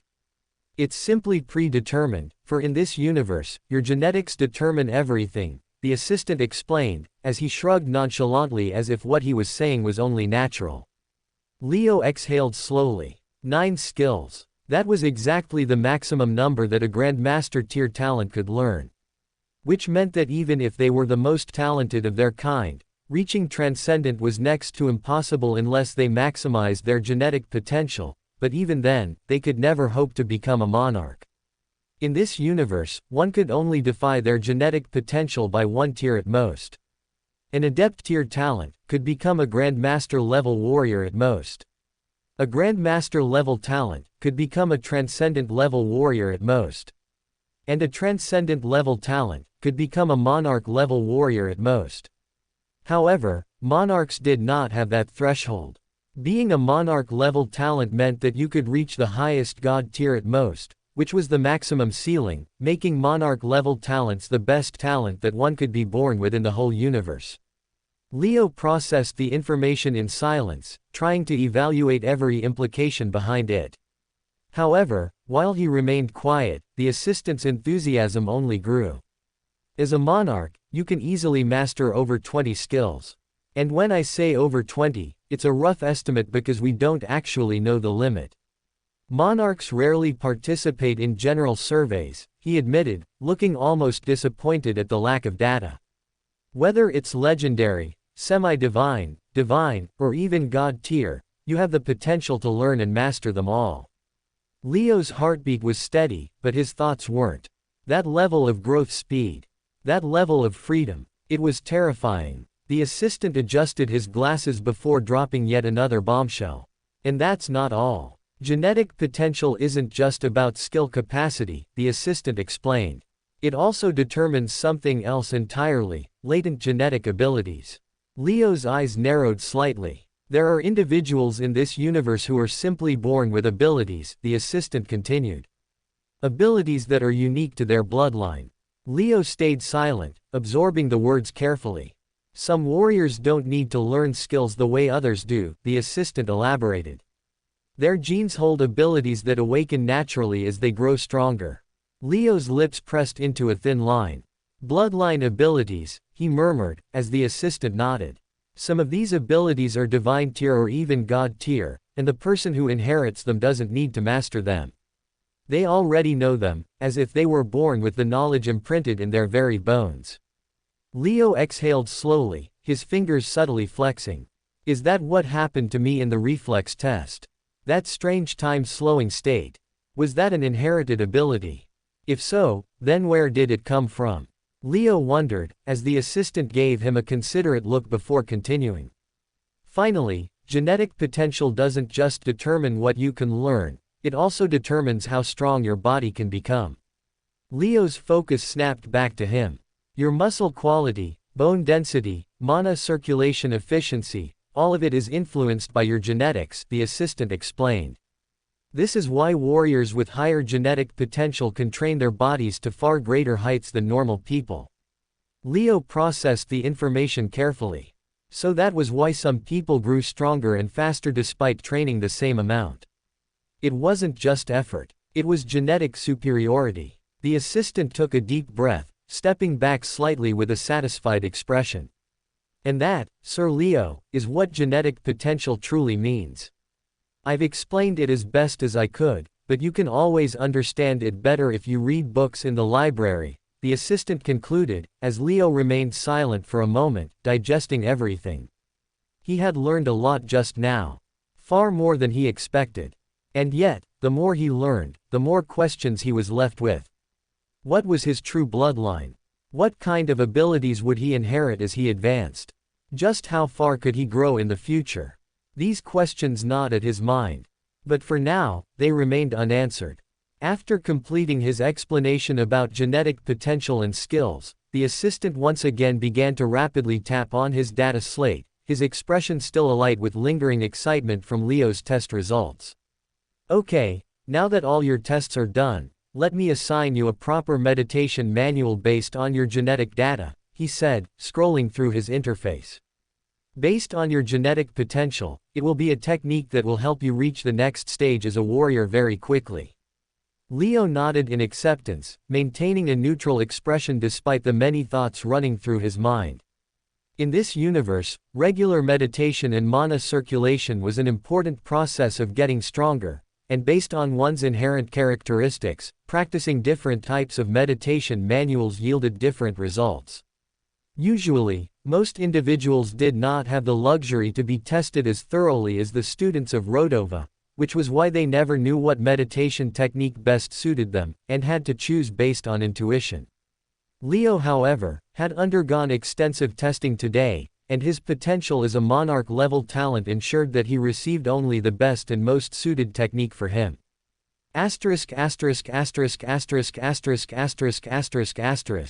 Meanwhile, Rodova Military Academy, the academic wing, principal's office. A notification flashed across the holographic display in front of Principal Ulrich Dainhardt, causing his champagne glass to pause midair. His previously relaxed posture straightened, his eyes sharpening as he read the contents of the alert. Genetic Evaluation Report, Priority Candidate. Skyshard, Leo, Monarch-level awakening confirmed. For a brief moment, the office was silent. Then, a slow, pleased chuckle rumbled from his throat. Well, Ulrich placed his champagne glass down carefully, leaning forward as he scanned the report in greater detail. The data confirmed it. Rodova Military Academy hadn't just received one generational genius this year. It had received two. Su Yong, the pride of the Su clan, had already been anticipated to dominate this year's recruits with his monarch-level potential. But now, unexpectedly, Leo Skyshard, a name no one had even considered, had risen to match him. The academy had gone from celebrating a single miracle to witnessing the rise of a second. For a long moment, Ulrich simply stared at the glowing data, a deep smirk settling on his lips. This is perfect, he murmured. With both Su Yong and Leo in the same batch, Rodova's standing among the top military academies in the universe would skyrocket. This year was going to be legendary. However, his smirk faded slightly as his eyes flickered to the section of the report labeled, Background Notes. Background Notes. Genetic anomaly detected. Natural awakening forcibly suppressed. Ulrich's brows furrowed, his fingers tapping against his desk as he expanded the report. The system's analysis detailed an unusual phenomenon, one that caused a flicker of doubt to cloud his initial excitement. According to the data, at some point in the past, Leo had been on the verge of experiencing a natural genetic awakening. However, the process had been forcibly stopped, and worse, his progress as a warrior had been reversed. For a few seconds, Ulrich remained silent, absorbing the implications. In this universe, it was a known fact that natural genetic awakenings were not the best option for a warrior's future potential, for in 9/10 cases they lead to incomplete awakenings. As an alternative, a serum-assisted awakening, one where the individual was constantly monitored and trained with the correct training regime, was always better, because it gave a greater chance to extract maximum awakening potential. However, if one was already on the verge of experiencing a natural awakening, to force them to regress was pretty cruel. At best it was a year's worth of progress washed out, and at worst it was 5 years' worth of efforts in progressing as a warrior and mastering a meditation method going down a drain. It was a very cruel method, one that forcibly held back the individual from getting stronger for years, only to provide them with a firm foundation for the future later on. This boy, Ulrich murmured, steepling his fingers. The Mu clan's involvement in this was obvious. Because only a clan of madmen would do such a thing to one of their most talented children. They had erased his memories. They had stripped him of his past. And now, according to this report, they had also suppressed his natural growth, all to give him a fresh foundation. Ulrich's fingers tightened slightly. It made sense why Leo had been sent to Rodova and not Geneva. A genius with his potential should have naturally been placed in the #1 military academy in the universe, alongside the true elites. But instead, he was here. Why? Because the Mu clan likely understood something that the rest of the universe did not. Leo wasn't ready to stand among the absolute best, not yet, not until he regained much of his lost strength. And hence, instead of throwing him into Geneva, where he would have had to claw his way through an ocean of competition, they had placed him here in Rodova, where the environment was still cutthroat but manageable. A place where he could thrive, rather than struggle to survive. A smart move, but I see through it all clearly, Ulrich muttered, his smirk returning slightly as he thought he had figured it all out. In his view, he had uncovered Leo's entire suppressed history today. However, all of his hypotheses about Leo were unfortunately wrong. In his eyes, Leo was slightly unfortunate to come to Rodova the same year as Su Yang. As while he thought, the operators behind Leo wanted to place him in an environment with no equals, so that he could thrive here. Having Su Yang here meant that those dreams were crushed. Because whether Leo was ready or not, he had just been placed in direct competition with a true monster. As once their talents were revealed, comparisons between the two were bound to be made, putting intense pressure on Leo, who would clearly struggle to keep up. Ulrich leaned back in his chair, swirling his champagne glass once more as he exhaled. This will be interesting, he mused, before pressing a single command on his desk. A command that completely redacted any records about Leo's background check from the university database. Asterisk asterisk asterisk asterisk asterisk asterisk asterisk asterisk asterisk asterisk. Rodova Military Academy, the teacher's staff room, Professor David's office. Across the academy, Professor David's terminal lit up with a level 1 alert, pulling his attention away from his paperwork. He adjusted his posture, eyes narrowing as he read the notification. Genetic Evaluation Report, Priority Candidate. Skyshard. Leo, Monarch level awakening confirmed. A sharp, disapproving scowl immediately darkened his features. His fingers clenched slightly, tapping the desk in irritation as he read further. Another one. First Su Yang, now Leo Skyshard. 2 Monarch level talents in the same year. For most people, this would be an occasion for celebration. For David, it was confirmation of the very thing he despised. Another recruit, born with everything. Another so-called genius, given the best talent, the best starting point, the best future, all before they had even lifted a damn finger. His grip on his stylus tightened. It was always the same. The great clans. The powerhouses of the universe. They monopolized talent. They hoarded resources. And their descendants, born into privilege, were always the ones at the top. Disgusting, David muttered under his breath. Even worse, Leo Skyshard's report contained background anomalies. An erased past that he did not have access to because the principal redacted it. What more are you hiding? He mused, as his hatred for Leo even surpassed that for Su Yang from this moment. Rodova Military Academy, Teacher's Quarters, Mu Fan's room. Mu Fan sat alone in her quarters, the only source of light being the soft glow from her data slate. Her sharp eyes flickered as she scrolled through the encrypted feed she had hacked into, mirroring the exact evaluation report that Principal Ulrich had just received. Technically, she wasn't supposed to have access to this level of classified data. Genetic evaluations, especially for high-priority candidates, were heavily restricted. But for Mu Fan, barriers like these were merely inconveniences. She had ensured from the moment Leo Skyshard stepped foot in Rodova that she would monitor his every move. And now, her fingers froze slightly over the slate. Genetic evaluation report, priority candidate. Skyshard, Leo, monarch level awakening confirmed. A small exhale left her lips, a mix of relief and tension washing over her at once. Monarch level. She leaned back against her chair, staring at the glowing words as conflicting emotions surged through her chest. This was it, the assurance she needed. This result was proof that Leo could truly become the next dragon candidate. If groomed properly, if guided correctly, he could finally be the one to rise above, the one to carry the burden that so many before him had failed to uphold.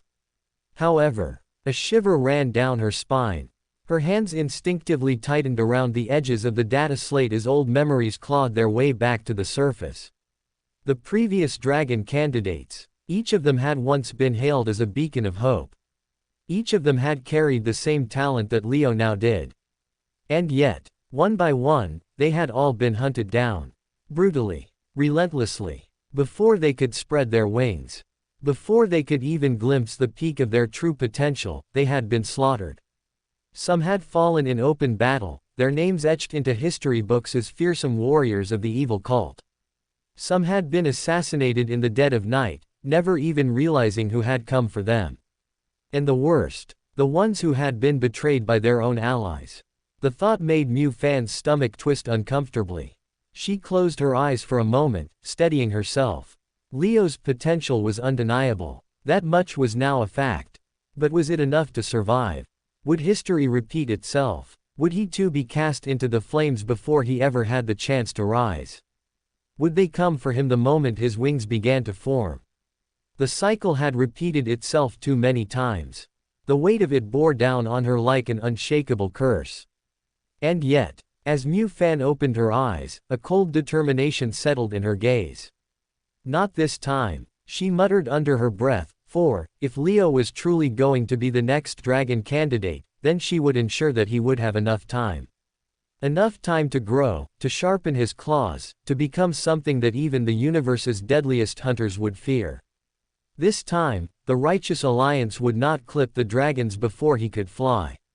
This time they would use the resources and facilities of the Righteous Alliance itself to nurture the dragon and make him stronger until he was ready to stand on his own.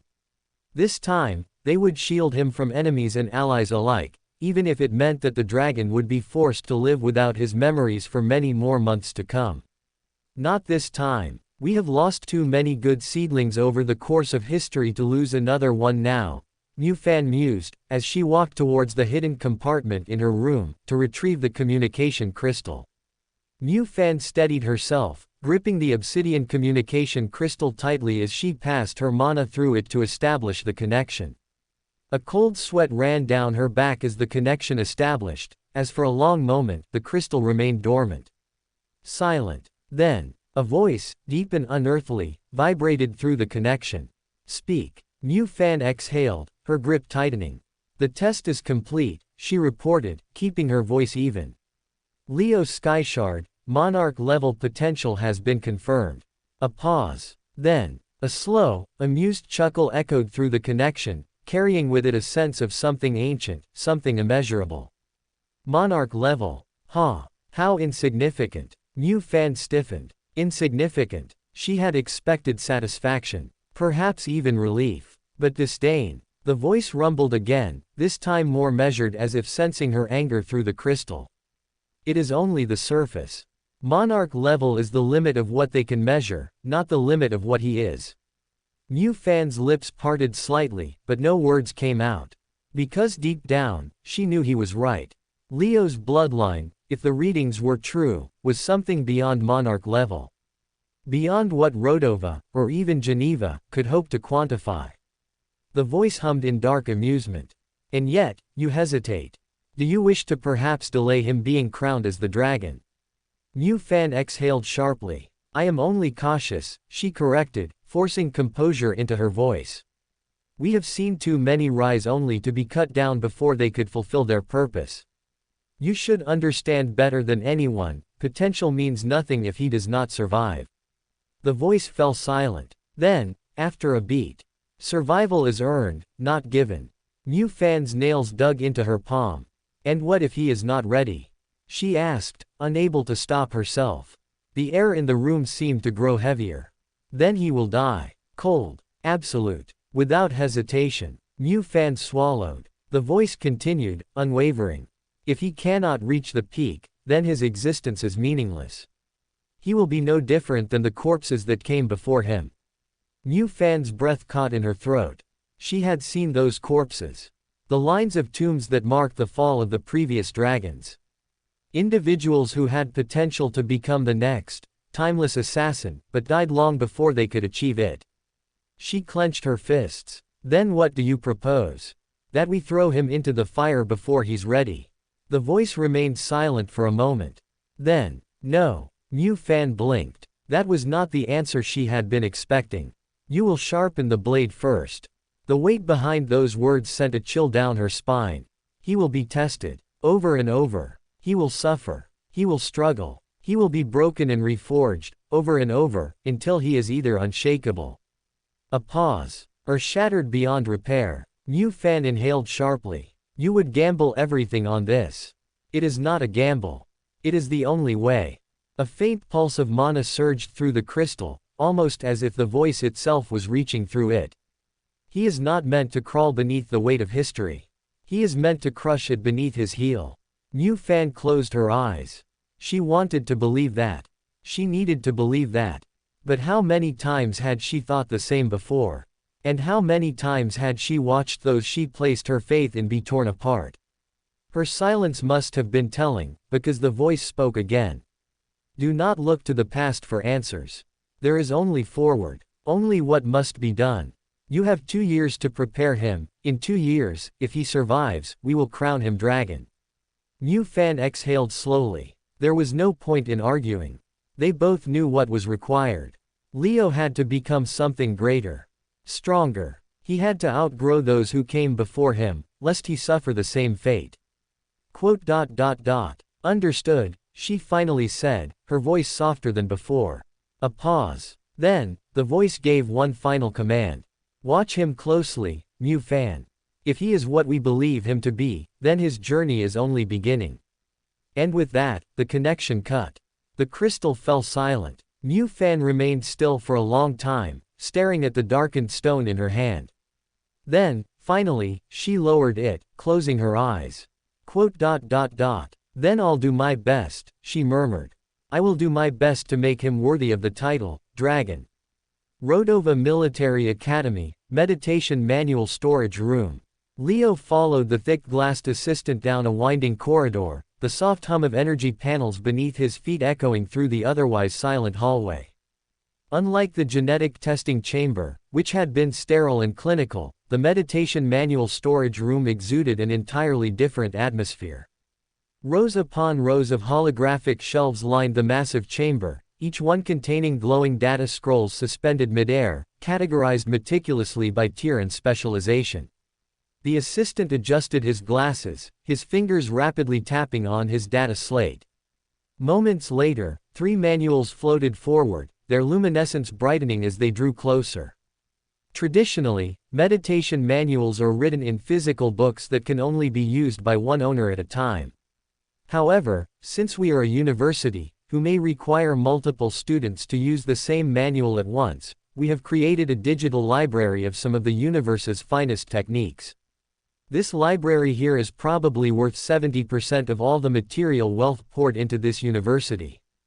Because each manual in here costs about as much as one genetic testing machine, the assistant explained in awe, as upon hearing his explanation, Leo's whole perspective of the place shifted.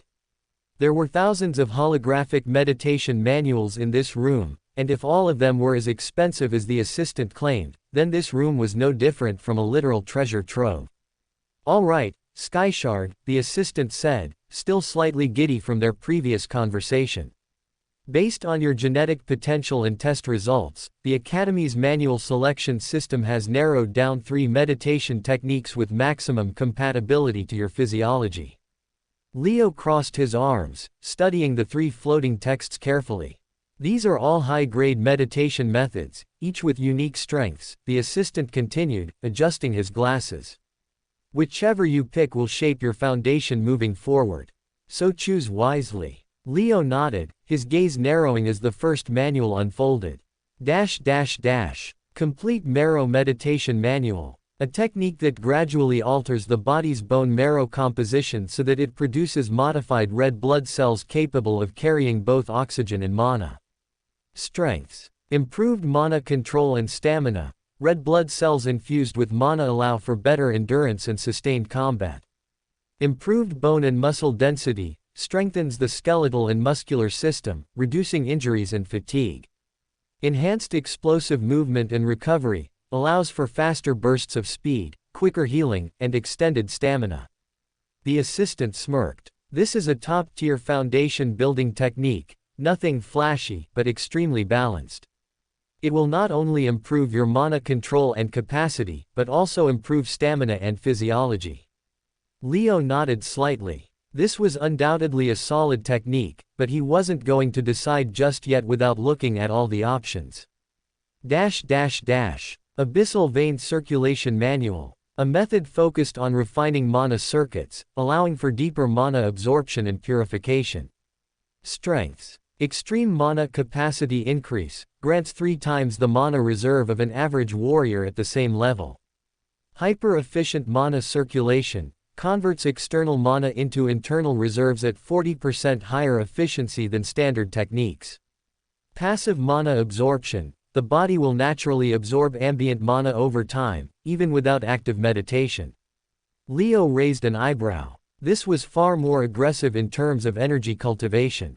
If he picked this, his mana control and spellcasting would skyrocket, but his physical body wouldn't receive as much reinforcement. "You'd become a walking mana battery with this one," the assistant noted.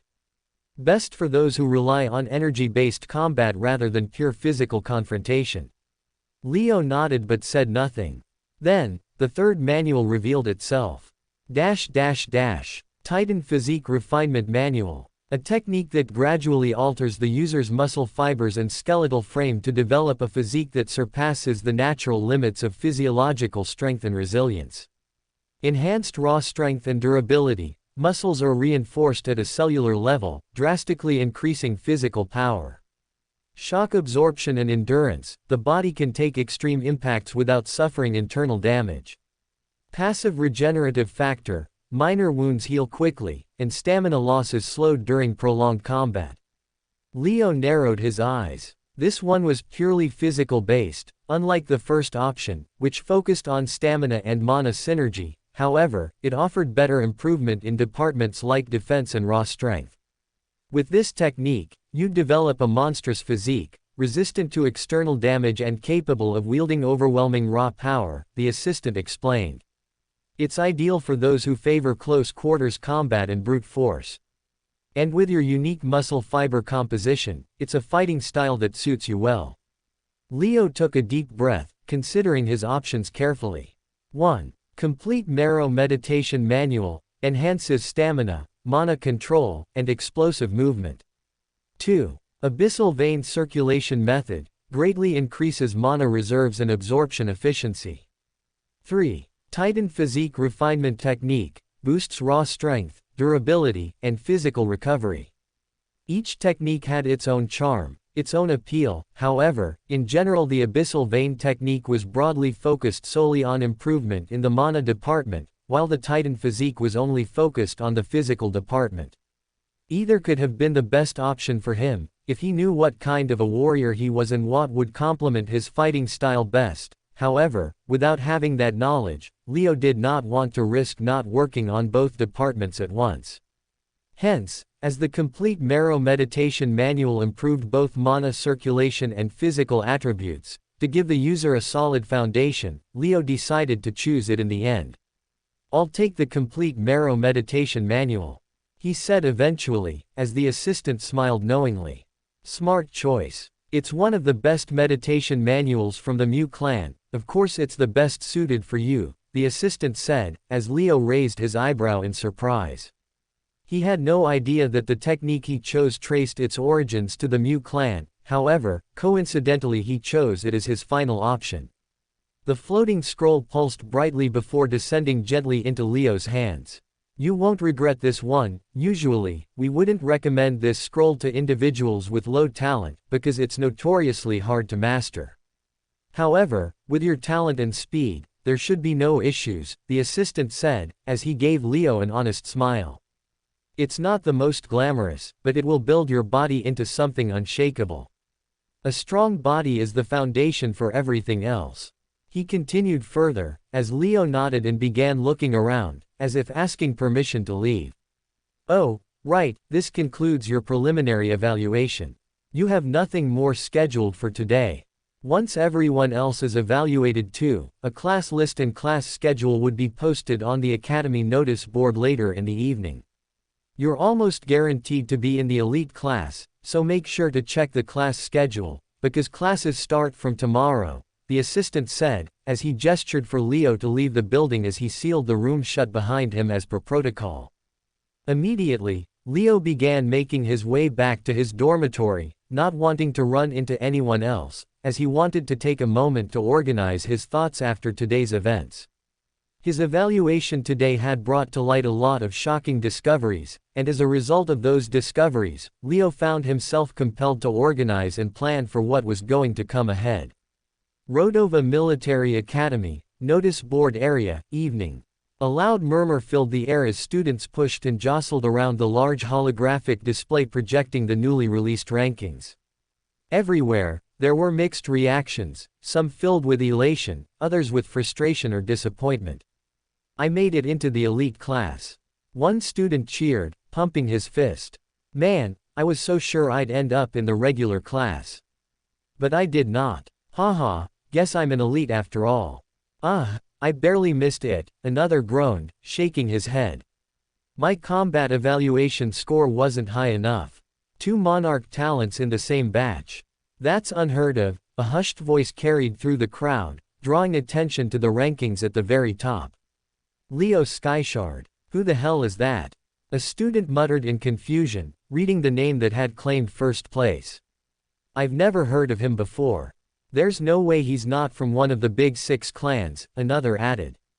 "I mean, his genetic potential is monarch level, and he even beat Su Yang's score. That's insane. But the Skyshard name isn't tied to any of the major clans," someone pointed out. "Could he be using an alias?" More whispers spread as students took down notes, discussing potential rivalries, alliances, and what this meant for their futures. But all conversation came to a sudden halt when he arrived. The crowd instinctively parted as Su Yang made his way toward the notice board, his expression unreadable. Dressed in his pristine academy uniform, his long black hair was tied back neatly, his piercing golden eyes sweeping over the gathered students with a quiet intensity that sent chills down their spines. His presence alone commanded respect and fear. The son of the Su clan. The prodigy that was destined to dominate this batch. And now, everyone was watching, waiting, to see how he would react to the news. Su Yang stopped a few steps from the board, his hands clasped behind his back as his gaze calmly moved over the rankings. His name was there. Second place, Su Yong, Monarch level talent 94.5 points.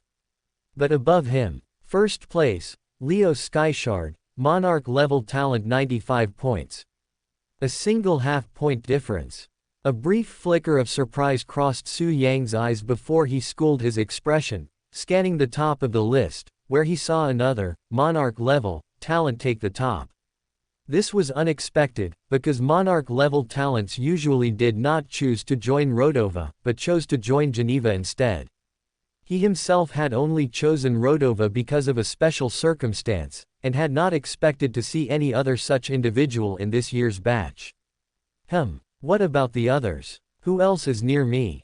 He wondered, quickly scanning the list under his name, as he looked for other potential rivals.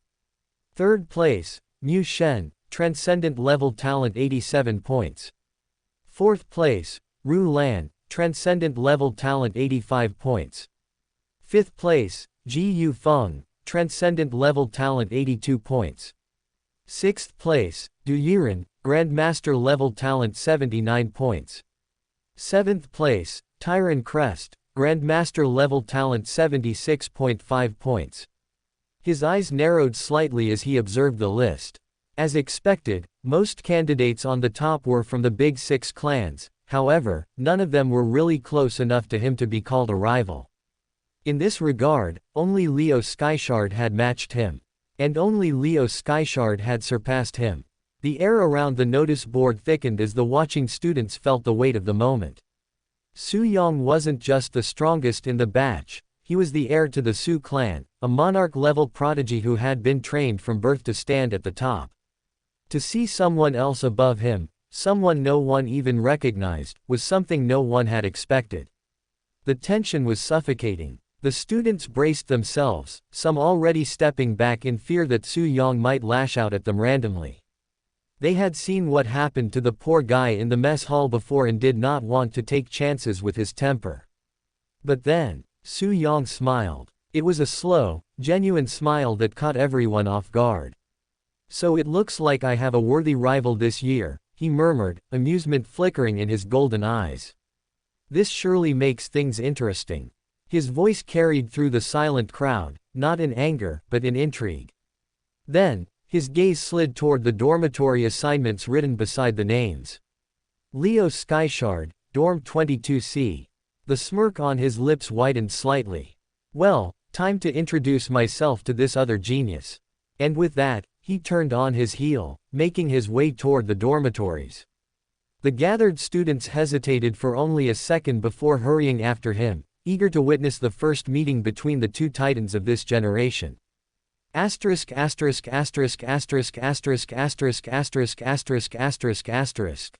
Leo chose to avoid the notice board until later in the evening, once the crowd had thinned. Though he doubted anyone would recognize him by name alone, for he wasn't that well known yet, he preferred not to take any chances. Preserving his anonymity for as long as possible was his priority. Which was why he was surprised to see a crowd of students gathered outside his room when he responded to a simple knock on his door. At first, he was merely surprised to hear a knock at all, assuming it was something trivial. A misplaced delivery. A staff member with instructions.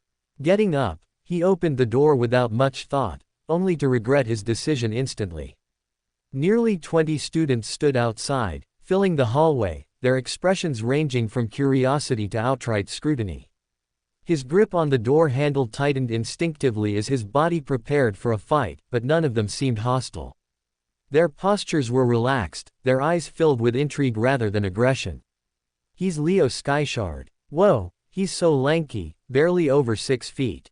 He doesn't look imposing at all. No wonder he's from the assassin branch. We'd body this guy in the swordsmanship branch." People whispered amongst each other, their voices carrying just loud enough for Leo to hear.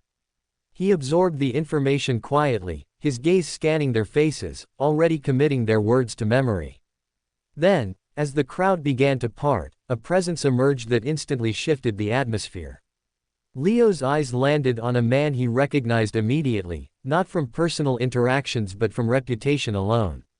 A young man with sharp golden eyes, dressed in an immaculate academy uniform, exuding an aura of effortless confidence. It was Su Yang, the bully. Unlike the others, he didn't gawk or whisper. He simply approached, his movements precise, his expression unreadable. "You're Leo Skyshard," he said, closing the remaining distance before extending his hand forward for a seemingly simple handshake. Leo observed his extended arm for a moment, wondering if he should take it or not, as a part of him really did not want to accept the handshake, but another was afraid of the consequences of if he did not. After a while, he decided to accept the handshake after all, as he meekly extended his hand to meet that of Su Yang. Clap! Su Yang pressed his hand with a firm squeeze, gauging the change in his expression as he clamped down on his hand with all his strength. However, Leo did not budge. Internally, he was in a world of pain. However, externally he remained as stoic as ever, not backing down at all. Leo's black eyes locked onto Su Yang's golden ones, an unspoken battle of wills took place between them. Su Yang's grip on Leo's hand was firm, unwavering, yet as seconds passed, he tightened it further, applying slow, deliberate pressure. It wasn't just a handshake. It was a test of endurance, of composure. The students around them watched in tense silence, the more experienced ones recognizing what was happening. Leo felt the sharp constriction around his fingers, the way Su Yang subtly altered the pressure to stop the blood flow while crushing the smallest capillaries beneath his skin. It was a slow but calculated application of force, not enough to break bones, but enough to send a message. Yet, Leo's expression never wavered. His grip remained as steady as it had been from the start. He did not flinch. He did not react. And Su Yang noticed. His smirk widened as he finally released his grip, stepping back. Interesting, he mused, shaking his own hand slightly as if to release the tension. His voice was tinged with genuine amusement. A murmur rippled through the gathered crowd. Only now did they see the aftermath of the exchange. Leo's palm, faintly reddened, with dark patches beginning to form where the pressure had been highest. Su Yang had done enough damage to cause internal bruising. Yet Leo showed no sign of discomfort. He did not wince. He did not flex his fingers to seek relief once Su Yang let go of the grip. He did not move an inch, as if the pain did not affect him at all. And that, more than anything, impressed Su Yang. "I'm Su Yang," he finally introduced himself, his tone carrying the weight of certainty. "I'm the student who is going to stand at the pinnacle of Rodova this year." The words hung in the air like an undeniable truth. And yet, Leo did not react. There was no hint of irritation on his face as Su Yang made that claim, no flicker of ego either. His cold gaze remained as impassive as ever, as he silently asked Su Yang the question of, "So what?" As if he simply did not care for his ambitions. Su Yang's smirk twitched slightly. Not even a twitch of emotion. TCH. Now that's a rare type of arrogance. Su Yang realized, his golden eyes gleaming with intrigue as he tilted his head slightly. "Do you not wish to challenge me? Do you not wish to ascertain your dominion, Mr. Number 1 ranked student?" Su Yang prodded, raising his chin slightly. Then, grinning, he tapped his own jaw mockingly. "Come on, take a swing. I dare you. Put me in my place, if you can." A hushed gasp spread through the crowd. Was he seriously inviting Leo to attack him? Some students leaned in slightly, expecting an instant explosion of violence. But Leo didn't move. He merely continued to observe. Still, unflinching, unshaken, as the air around him grew thick with unspoken tension. Then, Su Yang sighed. "What a boring rival I have," he said dramatically, shaking his head in mock disappointment. Not even baited into a proper confrontation. He clicked his tongue, before letting his amused smile return. "Let me tell you something, Skyshard." His voice took on a grander, almost theatrical quality as he gestured toward the students surrounding them. "If you want to stand at the pinnacle of an institution, you must have that iron roaring loudly through your veins." He turned slightly, clutching his fists as he let the veins pop through as he addressed not just Leo, but everyone gathered. "You must ascertain your dominion loudly and boldly, so that those beneath you never mistake themselves as your equals. A few students swallowed nervously, already feeling the invisible weight of his words. You must crush the weaker competition absolutely and thoroughly, so that they never dare raise their heads toward you except in fear or respect again. His gaze flickered back to Leo, sharp as a blade. You're too cold, Skyshard. It's not necessarily a bad thing, but with that attitude, you'll never be a leader. His smirk deepened. You're bound to be a loner for life. The words carried weight, but Leo remained unmoved. Su Yang chuckled. Let the iron in your veins roar. Show these lesser talents that you and them are not the same. He took a step closer, lowering his voice slightly so only Leo could hear his next words. Or else, they'll drag you into mediocrity along with them. Then, he stepped back. With a single, casual tap on Leo's shoulder, he turned away. See you around, Skyshard. I think we will be good friends, Su Yang said, his voice carrying an unmistakable edge of satisfaction. He didn't get the reaction he wanted from Leo today. But he would, eventually. And that was a certainty. Asterisk asterisk asterisk asterisk asterisk asterisk asterisk asterisk asterisk. Su Yang's POV. On his way back to his own dorm, the smug smile slowly faded from Su Yang's lips. For the first time since stepping foot in Rodova, he found himself feeling something unfamiliar. Not annoyance. Not anger. Intrigue. He's dangerous, Su Yang concluded, his golden eyes narrowing slightly. There was something about Leo Skyshard that unsettled him, not in a way that made him feel threatened, but in a way that set his instincts on edge. Leo's pain tolerance, his unwavering gaze, his sheer lack of reaction, it wasn't just discipline. It was something much more refined. Something cultivated over years of training that wasn't meant for showmanship, but for survival. His self-control is absurd. Most warriors, especially young ones, carried an innate fire, an emotional response when challenged. Even the most disciplined among them would at least sneer or show some flicker of pride. But Leo, nothing. Not a twitch of irritation. Not a flicker of competitiveness. Not even amusement. It wasn't arrogance. It wasn't confidence. It was indifference. And that, more than anything, was what disturbed Su Yang the most. People who lacked ambition didn't concern him. People who showed too much ambition were easy to manipulate. But someone like Leo, someone whose drive was unreadable, that was a problem. He's perfect, Su Yang thought, rolling his shoulders slightly. I can't get under his skin through taunts, and he doesn't seem like the type to stand up for others or form deep bonds of friendship either. He's the most no-nonsense warrior I've ever met. For someone like Su Yang, who had built his reputation on charisma, dominance, and psychological warfare, Leo Skyshard was an anomaly. A complete outlier. And he hated outliers. Because outliers could not be predicted. If Leo was going to be his rival, he wanted to know how to trigger him in battle, how to push his buttons to gain every advantage that he could when they faced off against one another. However, as of today, he found nothing that triggered the guy.